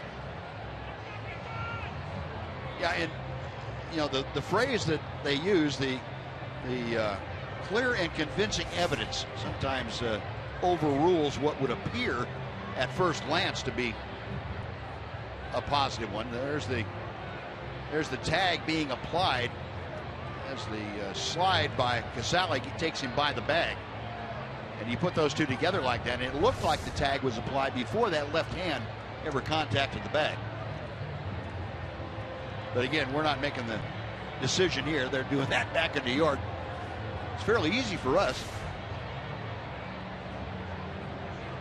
You get one more angle you can put into your data bank.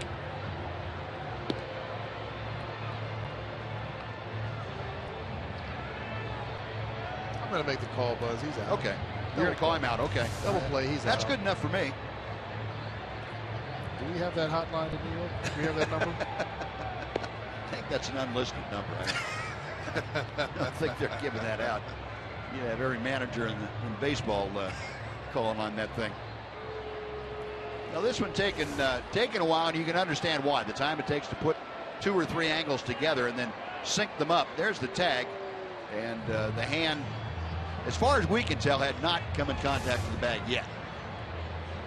And it looks like we are going to get a decision momentarily. There we go. They heard me. On the back end of that, Well, it does turn into a double play.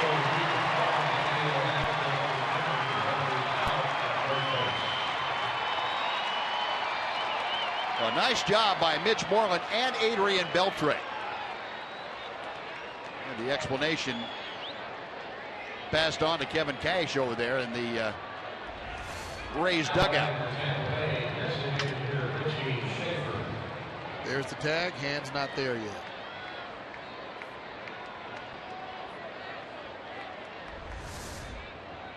Now technology working to get the correct call. Even though it took a little longer than you would like, that was a complicated play. So the bases are empty now. 2 outs. And Richie Schaefer is the hitter. Schaefer 0 for 3. And Sam Dyson tuning that up to 96. Had the bottom fall out of it. Strike 1. That's not fair as a hitter. That's just really not. Especially to a right-hand hitter. Yeah. And Sam loves to throw that pitch down and into right-handers and see if he can hit him right on top of the foot as they're swinging at it. That's the best spot for it.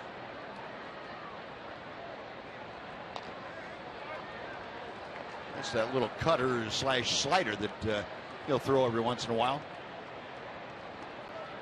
In fact, that was the pitch that he lamented in his first game here with the Rangers against San Francisco. The Hunter Pence home run against him on that pitch that stayed up. 0-2 the count.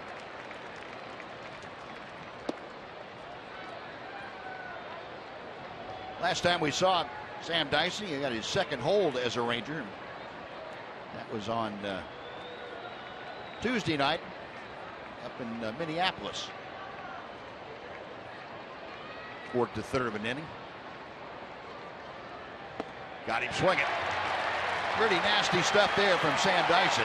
No runs a hit. The double play took care of that. We'll take the 7th inning stretch with the Rays leading 3-2. And now please join Chuck Morgan as he introduces God Bless America. Your attention please, ladies and gentlemen. Will you please rise as we remember the servicemen and women who are serving our country at home and around the world. The Texas Rangers invite everyone in Globe Life Park to join in singing God Bless America.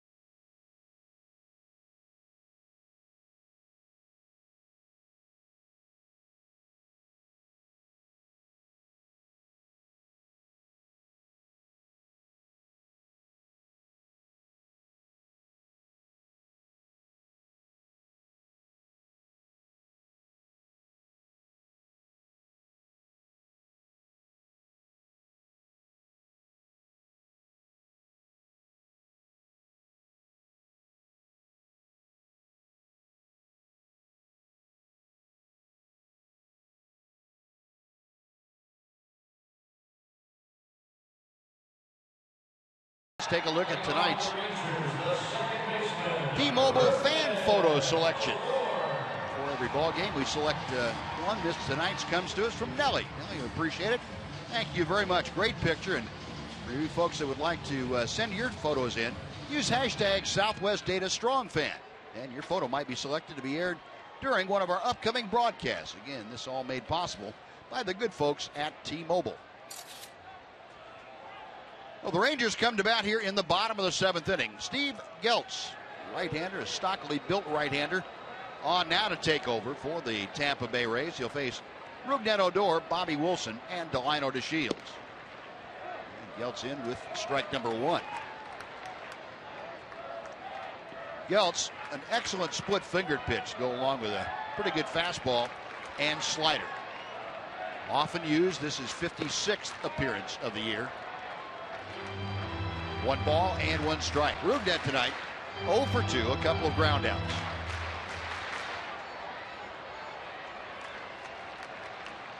Geltz at 5'10", 210 pounds. Misses high and tight.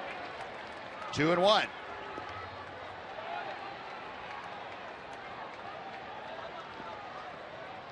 In the on-deck circle, that would be the newest Ranger in Mike Napoli. First opportunity to come back here to Arlington as a member again of the Rangers. Odor lofts a fly ball to fairly deep center. Kiermaier, an opportunity to make the catch. That is out number 1. Ladies and gentlemen, your attention please for the Rangers, number 25, Mike Napoli. The inimitable Chuck Morgan and the introduction of Mike Napoli. I'd love to see Nap get hot down the stretch and get that Napoli chant going. That would be good. I think they're about ready. They're giving him a standing ovation. I love it.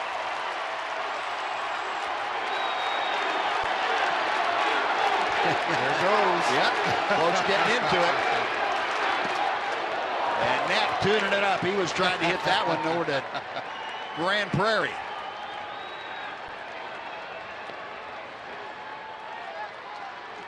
Napoli joining the Rangers on this just completed road trip. Came over from Boston. 204 average. There it is. There it goes. That's got to make him feel good. Well, the couple of years he had here in Arlington, they are not going to forget that. Ranger fans will hold him in their highest esteem. 2 balls and a strike.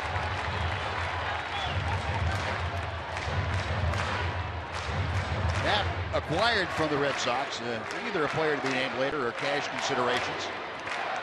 Joined the club on Saturday in Seattle. The 2-1 pitch. Popped up.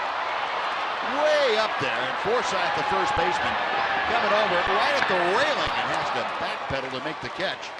We're out number 2. Oh, Napoli hits a towering pop out. 2 gone. And before Delino DeShields steps in, let's send it over to John Radigan, who has a Mazda game break for us.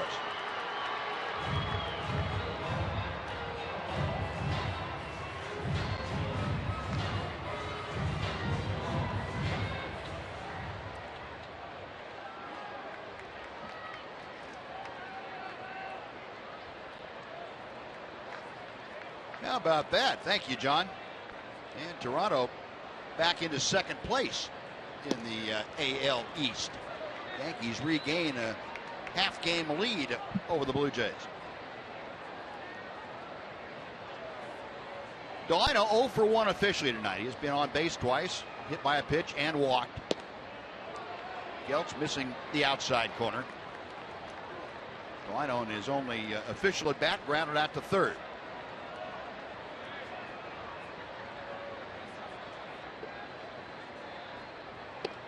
That's inside. 2-1. Geltz made his major league debut with the Angels back in 2012. Just in 2 ball games. Came over to Tampa Bay last year. Right before the 2014 season. Now he's fallen behind Delino DeShields. Now 3 balls and a strike. So Delino trying to get aboard here with 2 outs. He'll be followed by Shin-Soo Choo.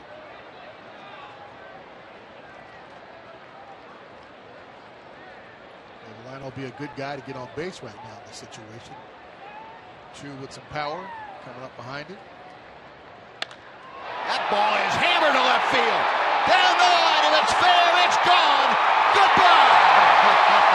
First major league home run for the ladder to Shields, and the game is tied. Wow, look at that. And that big one at the perfect time. There's that smile.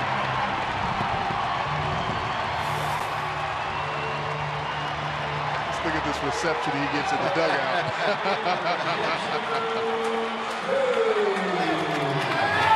A moonshot from Delino to Shields.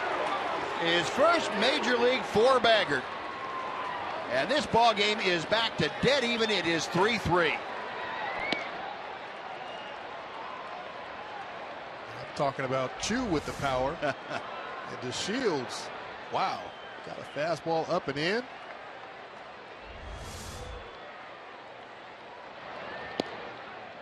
Here's that splitter from Geltz, and it's 0-2 to Chu.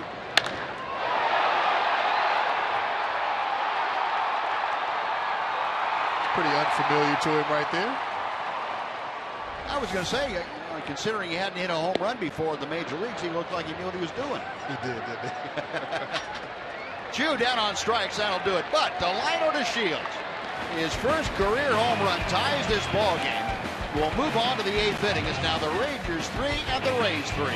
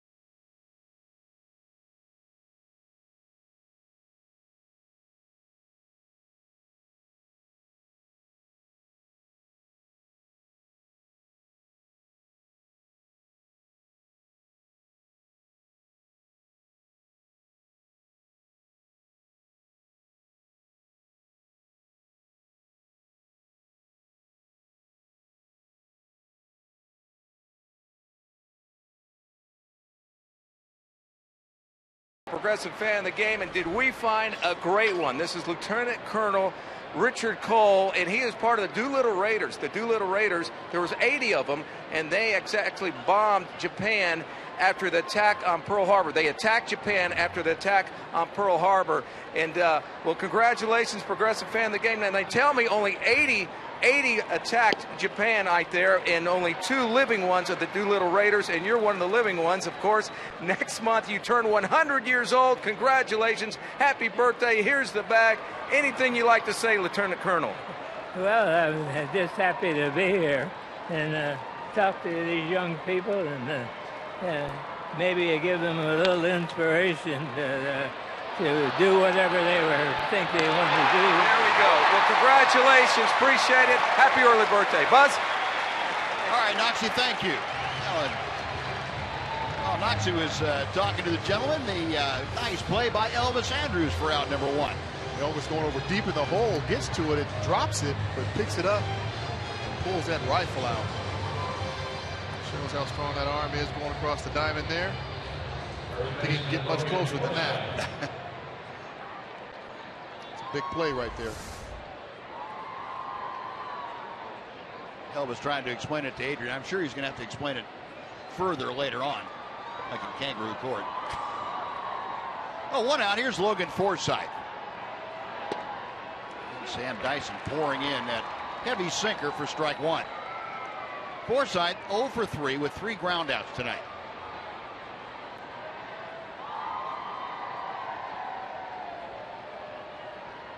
Rangers with only 3 hits this evening, but 2 of them have left the ballpark. Forsythe going after that little cutter or slider. 1 and 2. 0 and 2, excuse me. Rangers with just 3 hits, the Rays with 9. We are deadlocked at 3 here in the 8th inning. Didn't miss by much. 1 and 2. It's a nice try there. A little comebacker. Just missed the outside corner. Bobby Wilson suggesting they try that again. Or excuse me, it's Chris Jimenez, isn't it? That is Jimenez back there. But Jimenez behind the plate, and remember Bobby Wilson was pinch hit for by Mike Napoli.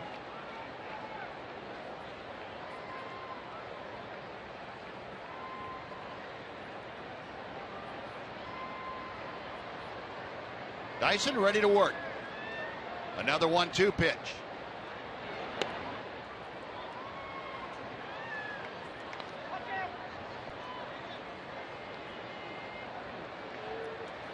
Trying to stay away, down and away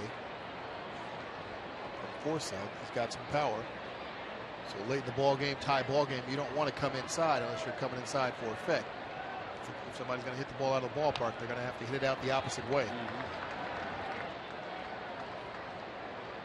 And Forsythe, one of the guys that you have to be careful with. He has some pop in the middle of that order.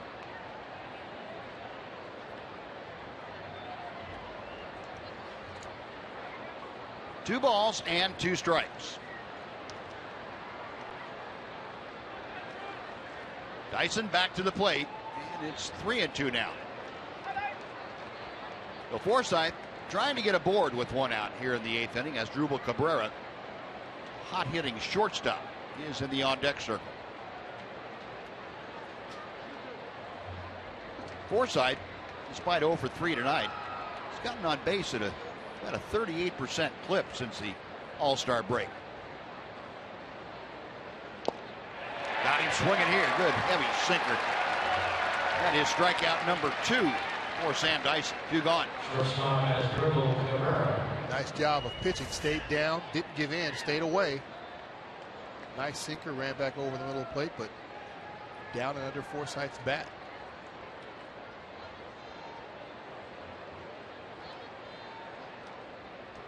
That's a really good pitch. Yes, it is. Really good sinker.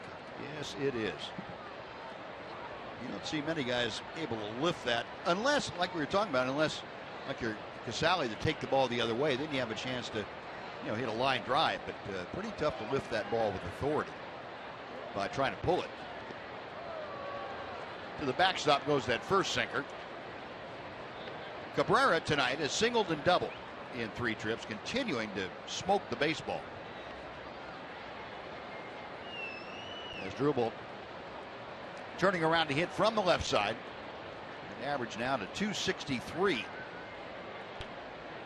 Rangers going to an overshift defensively.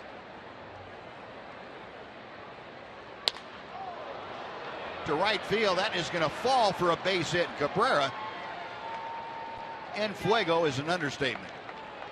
3 for 4 tonight. Right-handed, left-handed, pull, hit the ball the other way, it doesn't matter. He is finding holes. It's incredible for a switch hitter. It was always a tough thing for me as a switch hitter to get a multi-hit game, hit from either side, because you get so used to being on one side that night, and then all of a sudden you switch to the other side. So Cabrera is doing what he's doing right now is just phenomenal. When you were getting ready for a game, batting practice for a ball game, would you only take at bats from one side of the plate, or would you do both? No, I would do both, but I would take the majority of my swings from whatever side of the plate I was going to start on that night. If it was a right-hander, I'd take, we typically hit 4, maybe 5 rounds. 3 or 4 of those rounds would be from the left side, but I always had to hit on that other side depending on what was in the bullpen. There were times when, teams didn't have a left-hander in the bullpen, so then I probably wouldn't take swings from, right-handed. But I didn't want to go too many days of doing that because you better believe that next series, they were loaded up with lefties. They're always right-handers, so I never took a day off from the left side. Desmond Jennings with a count of 1 ball and 1 strike. Jennings in his return to the lineup is 2 for 3. Pair of singles and an RBI. Got Cabrera at first. Hits one up the middle, and that is into center field. So both Cabrera and Jennings with 3 hit nights. And again, they're doing some 2-out magic here. Last time in the 6th inning, they put together 2-out base hits. They've done the same thing here. Dyson right down the middle of the plate. And Jennings takes it right back up the middle. That's what you've got to do, or take it the other way if you can. Once you start trying to pull that sinker, not going to be very good. But Jennings took it right back up the middle. Well, Jennings aboard, and now Tim Beckham will come up. Beckham 1 out of 2 tonight. Jake Diekman, the left-hander, ready if needed in that Ranger bullpen. You got a left-handed hitting Kevin Kiermaier to follow Beckham. The first, you got Beckham at the plate, who has walked and singled, also grounded into a double play. 2 on, 2 out. Strike 1.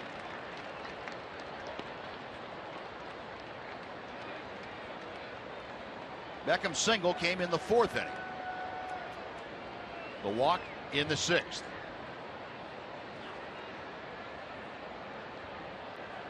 Season average at .231. Has some pop, though. 5 home runs.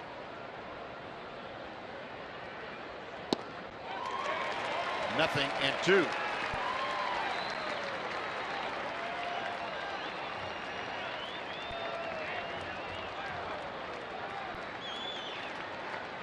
The Rays with runners in scoring position this year. Just a .234 average. Tonight, 2 out of 7.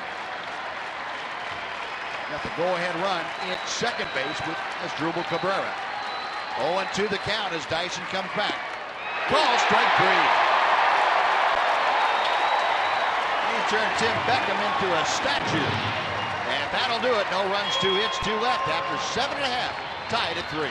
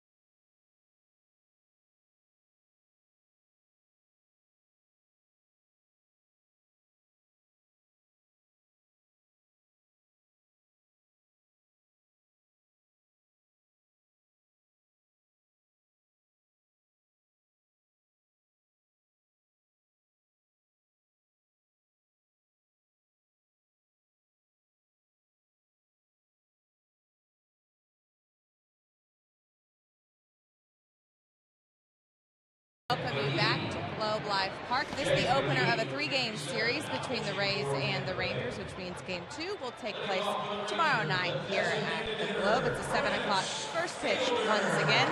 There you see the pitching principals in this one, Chris Archer and Colby Lewis. Colby looks to continue his good stuff against the Rays, that 4-1 record with a 3.49 average. Things get going at 7 o'clock here on Fox Sports Southwest. Our thanks to the folks at AT&T Uverse for getting us ready for Game 2, guys. All right, Ann, thank you very much. Well, there's the 36-year-old right-hander. He'll work here tomorrow night. Rangers come to bat now in the bottom of the 8th inning. And they will face the veteran left-hander Jake McGee. McGee, a 29-year-old out of San Jose, California. 35th game of the year. A strike on the outside corner to Prince Fielder. Fielder, last time up, was robbed by Kevin Kiermaier in center field. He faced Xavier Cedeno and hit a rocket out there just to the left of the 404 mark. Kiermaier went up over the barrier to make the catch and bring it back in. Kiermaier out there in center, now facing a very hard throwing Jake McGee. McGee, you pretty much get what you see, and that is a mid to upper 90s fastball. An occasional breaking ball, once in every other blue moon or so. Out of play to the left. Still 0-2.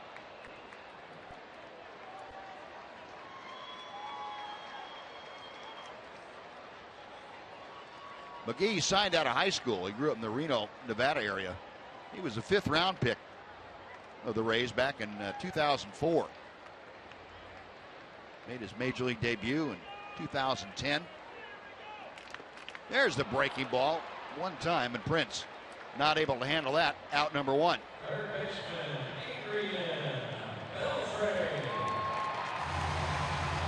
Well, speaking of Prince, let's go back. Our AT&T Uverse Rewind will take you back to the 5th inning.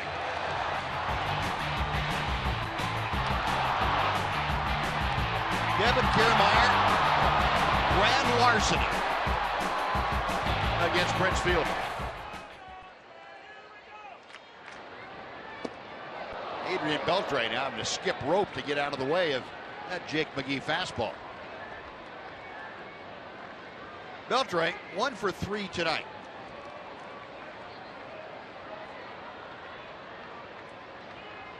Adrian currently hitting at 264. He had a rip at that McGee pitch. Adrian 0 for 5 in previous matchups against McGee.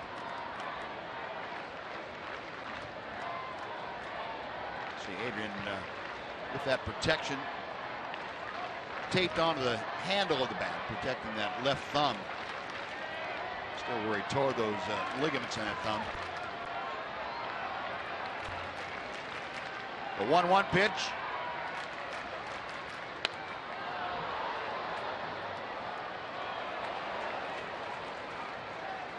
Looked like the backswing might have gotten Kurt Casale. Moving around like he just got swatted with the backswing of Adrian's bat. It's rough being a catcher. Foul balls off of your face mask. Ooh, got him on. Ooh. Wow. Left wrist.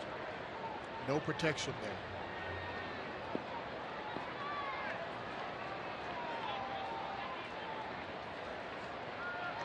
I don't think that sweatband there is going to do much good protecting it from that. And Adrian again fouling off a fastball away.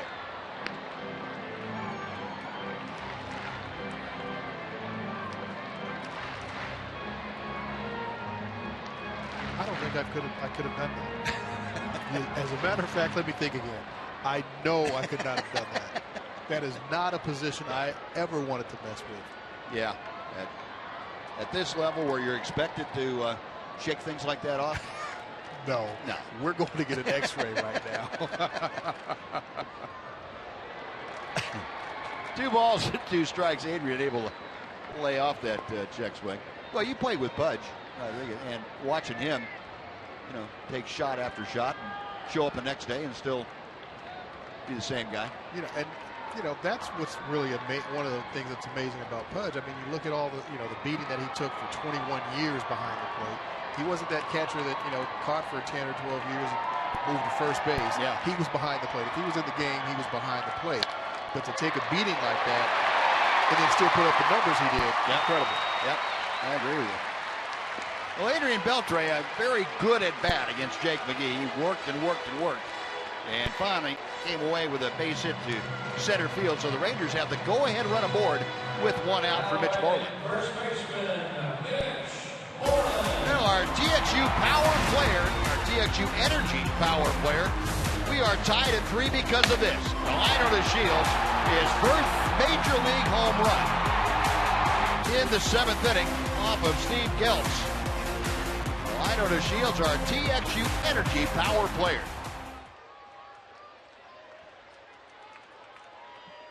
Well, Beltre aboard. Here's Mitch, who is 0 for 3. Beltre amazes me every day, especially playing through the thumb issue right now. He'll take a swing and look like his hand just fell off. Next thing you know, a rocket base hit somewhere. Yeah. That's a crafty veteran hitter for you.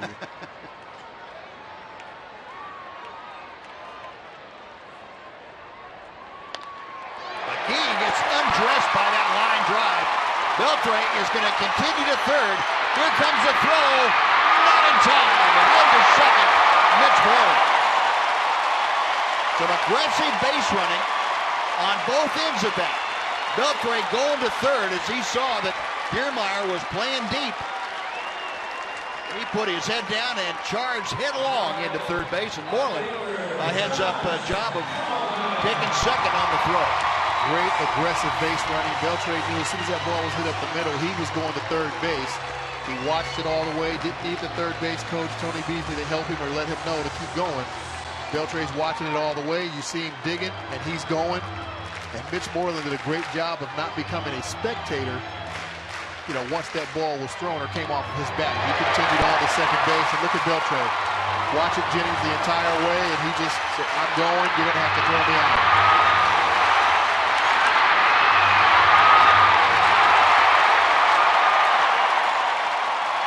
Now, we might need a little bit of oxygen, but hey, it's okay. We've got that. So now runners at second and third with 1 out. Josh Hamilton, with the infield pulled all the way in, takes ball 1. And as hard as Hamilton has hit the ball tonight, I'm not sure I want to be playing him. No, that's probably not a good idea. He's been waiting for his pitch, getting it up in the zone, and hitting some bullets. Check swing on the pitch on the outside corner. 1 ball and 1 strike. Hamilton homered in the 2nd. Line to center in the 4th. Reached on an error in the 6th inning. 1 for 3 tonight. Hitting at .254. Runners at second and third and 1 out. Popped up toward the seats. Longoria runs out of room as that ball ends up in the 3rd row. Hamilton with life, but the count is 1-2. Take you back to the 2nd inning. Josh Hamilton against Nathan Carnes, and he got a high changeup that left the ballpark supersonic. Came down to the 1st row out there over the Ranger bullpen. Well, right now he's got Beltre at third, Moreland at second. 1 ball, 2 strikes facing Jake McGee. To center field. Way back to Kiermaier. That is going to get the job done. The catch is made. Beltre tags and scores. Moreland to third. The Rangers lead it 4-3 as Josh Hamilton blisters a line drive to the warning track in center field with a sacrifice fly. Boy, and a short, quick stroke by Hamilton. He got a pitch up to handle. Great at bat by Josh. Got a tough pitch for strike 1. Swung through a 2nd strike and got a pitch up in the zone, fastball up in the zone, McGee tried to throw it by him high, and Josh just whipped it.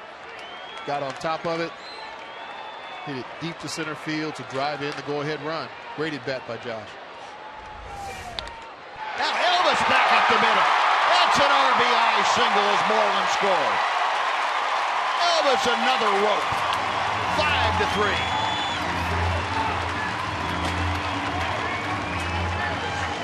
Another great at bat.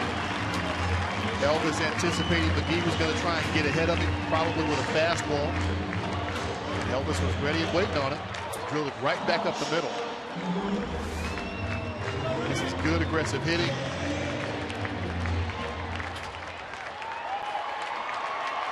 It's 2 at bats, 2 base hits right back up the middle that probably shook McGee up a little bit. McGee better check his uniform, make sure there's not a bullseye painted on it somewhere. So Elvis with another rocket, and the Rangers with a 2-run inning, and that's going to do it for Jake McGee.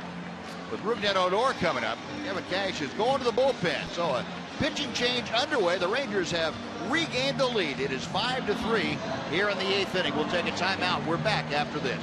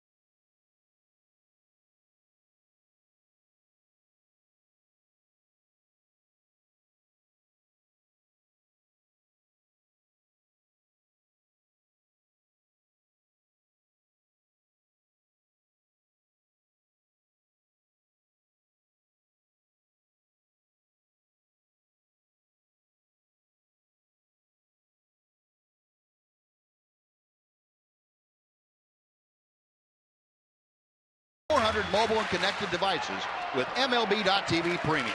Real-time highlights, live look-ins, pitch tracking widget, and more every night on every device. Blackout and other restrictions apply. Visit MLB.TV for details. Brandon Gomes, right-hander, is coming into the ball game to take over. Rangers with 2 runs across have taken a 5-3 lead here in the 8th inning. Rougned Odor at the plate with Elvis Andrus at first. Odor 0 for 3 tonight. And Gomes has Elvis picked cleanly at first base. In the rundown, and Ray's making a few too many throws. And they finally tag Elvis out. I think Elvis ran out of gas. So Elvis picked off to end the inning, but the Rangers get 2 runs on 3 hits and no one left. It's tally time at Globe Life Park in Arlington. Rangers by a pair as we head to the 9th inning.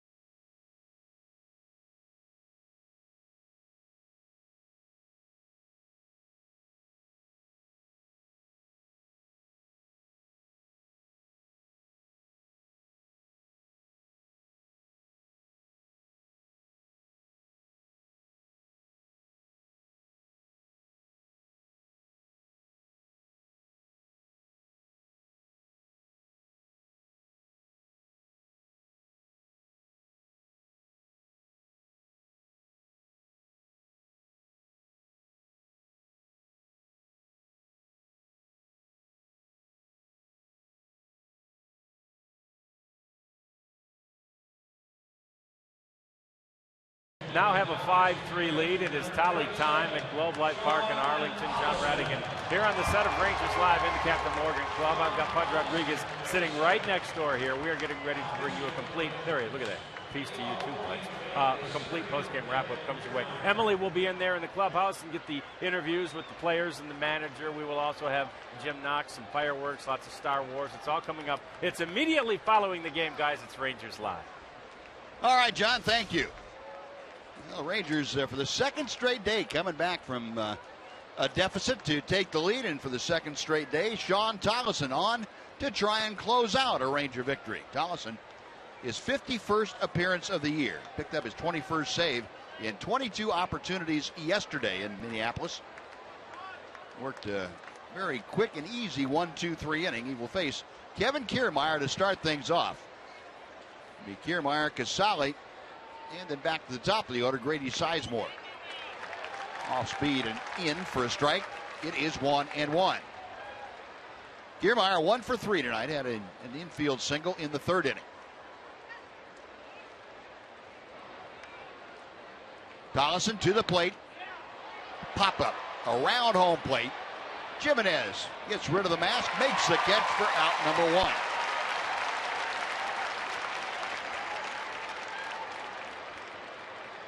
Tollison, the quick pop up for out number 1. It's a very big out. Get that first out of the inning. Takes a little bit of pressure off. There's still pressure out there, but definitely want to get that first out. And a pinch hitter now for Kurt Casale. It's going to be John Jaso, veteran left-handed hitter. Jaso coming on as a pinch hitter here in the 9th inning to face Sean Tollison. First ball swinging, diving, but by Rougned Odor into right center field, a base hit. So Jaso up there looking for something on the first pitch that he could drive, and he did. Hit the ball sharply on the ground and got it by Odor for a single.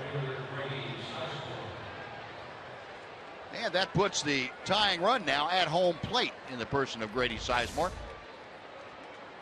Jolly going on the outside part of the plate. Got just a little bit too much of it. Jaso drives it back up the middle.